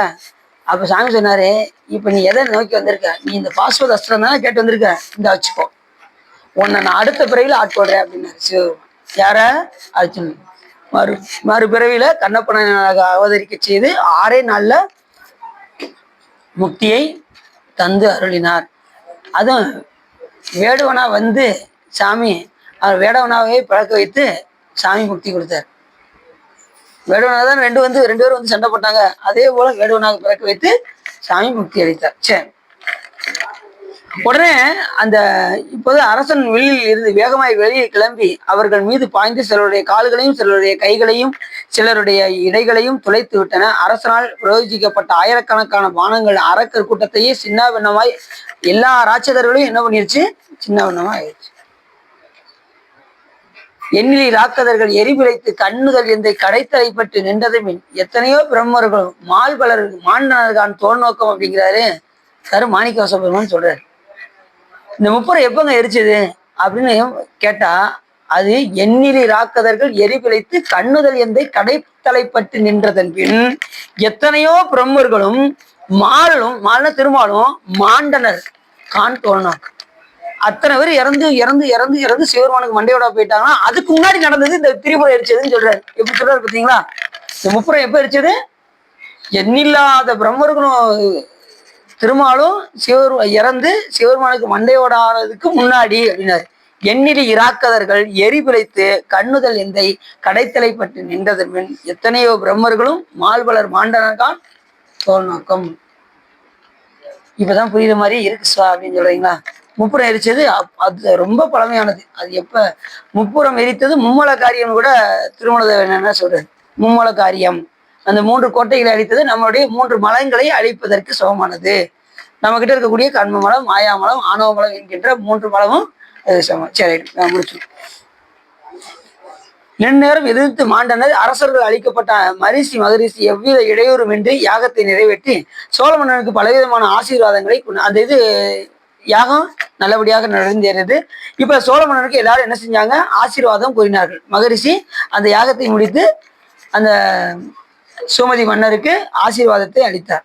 யாகத்தை கெடுக்க வந்த ராட்சதர்கள் எல்லோரும் அழியும்படி கருணை செய்த தியாகராஜனை முனிவர்கள் எல்லோரும் அவப்பிரஸ்தானம் செய்த பிறகு பணிந்து துதித்தார்கள். தியாகராஜ பெருமானை எல்லாரும் சேர்ந்து துதித்தார்கள். ஏன்னா சாமி அந்த அஸ்திரத்தை கொடுக்கலைன்னா இன்னைக்கு யாகம் அழிந்து இருக்கும். அதனால தியாகராஜ பெருமானை எல்லாரும் போற்றினார்கள். முடிய போதா? அம்மகராஜனுடைய பராக்கிரமத்தை புகழ்ந்து நிறைவேறிய மனோரதம் உடையவர்களாகிய சில காலம் சுகமாக அங்கே வசித்து வந்தார்கள். இப்ப எல்லாருமே அங்க திருவாரூர்ல வந்த முனிவர்கள் எல்லாருமே அங்கே சுகமாக வசித்து வந்தார்கள். கொஞ்ச காலத்துக்கு திருவாரூர்ல எல்லாரும் தங்கி வசித்தார்கள் என்று இந்த கதை முடியுது. வானத்தை அடித்து அறக்கரை மாய்த்த லீலை, இந்த லீலை மறந்துடக்கூடாது. இப்ப திருவாரூர் போனால் நமக்கு அந்த யாபகம் நமக்கு வரணும். சாமி இங்க எண்ணில்லாத அசுரர்களை மாய்த்த இடமாச்சே, நமக்கு அடியார்களுக்கெல்லாம் அருள் செய்த இடமாச்சு, தேவர்களை காத்த இடமாச்சு அப்படின்னு நினைக்கணும். அங்க போய் அதுதானா யாரும் உள்ளம் நிறைந்து வகை சிறந்து இந்த திருவாரூர் புராணத்தை நீங்க கேட்டதுனால் உங்களுடைய வாழ்வினை கரைந்து திருவருள் உரையும் என்று சொல்லி திருப்புகழ் பாடி அடியின் உரையை செய்யணும். சிவநாமனம் குளிர உபதேசம் அந்தம் இரு செவி மீதிலும் பகசி குருநாதா சிவகாம சுந்தரிதன் வரபால கந்த இன செயலே விரும்பி உள்ளம் நினையாமல் அவமாயை கொண்டுலகில் விருதாளைந்துழலும் அடியேனை அஞ்சல் என வரவேணும் அறிவாகமும் பெருக இடரானதும் தொலைய அருளான இன்பமது புரிவாயே நவநீதமும் திருடி உரலோடு ஒன்றுமறி ரகுராமர் சிந்தை மகிழ் மருகோனே நவலோகமும் கைதொழும் நிஜ தேவலம் கிருத நலமான விஞ்சை கதிவிலை கோவே தேவயானையம் குரமின் மணவாளர் சம்பிரமுருதிரள் மீற மிஞ்சு கதிர்வடிவேலா திருகாவினன் குடியில் வருவேள் சவுந்தரிக ஜெகமேவை கண்ட வீரல் பெருமாளே. ஏ கைலாய பரம்பரையில் சிவஞான போத நெறி காட்டும் வெண்ணை பயில்வாயும் வேகண்டான் சந்ததிக்கோர் மெய்ஞான பானுவாகி குயிலாரும் பொழில் திருவாவூர்திரிவாள் குரு நமச்சிவாய் தேவன் சைலாதி மரபுடையோன் திருமரபு நீடூடி தலைகமாதும் பவப்பெரும் கடலை கடந்திடுதற்கு பரமன் வகுத்த அருள்நெறியை ஓப்புடன் உயிர்கள் கடைபிடித்து உய உதவும் துரசை ஆதினத்தில் தவ பிரகாசம் தரணியில் இயங்கும் தன்னருள் செங்கோல் உச்சியம் சிவப்பிரகாச தேசியன் மலத்தால் சென்னியில் கொண்டு போற்றுதுமே வான்முகில் வளாது பெய்க மலிவளம் சுரக்க மன்னன் கோன்முறை அரசு செய்க குறைவிலா சீர்கள் வாழ்க நான்முறை அறங்கள் ஓங்க நற்றவம் வேள்வி மல்க மேன்முகள் சைவ நீதி விளங்குக உலகமெல்லாம் வையம் நீடுக மாமலை வண்ணுக விரும்பிய அன்பர் விளங்குக சைவ நன்னறிதான் தலை தோங்குக தெய்வன் திருநீர் சிறக்கவே திருச்சிற்றம்பலம் பார்வதி பதையே தென்னாடுடைய சிவனையை போற்றி வெற்றிவேல் முருகனுக்கு திருச்சிற்றம்பலம் தில்லையம்பலம் பொன்னம்பலம் அருணாச்சலம் ஏகாம்பரம் ஆரூரா தியாகேசா.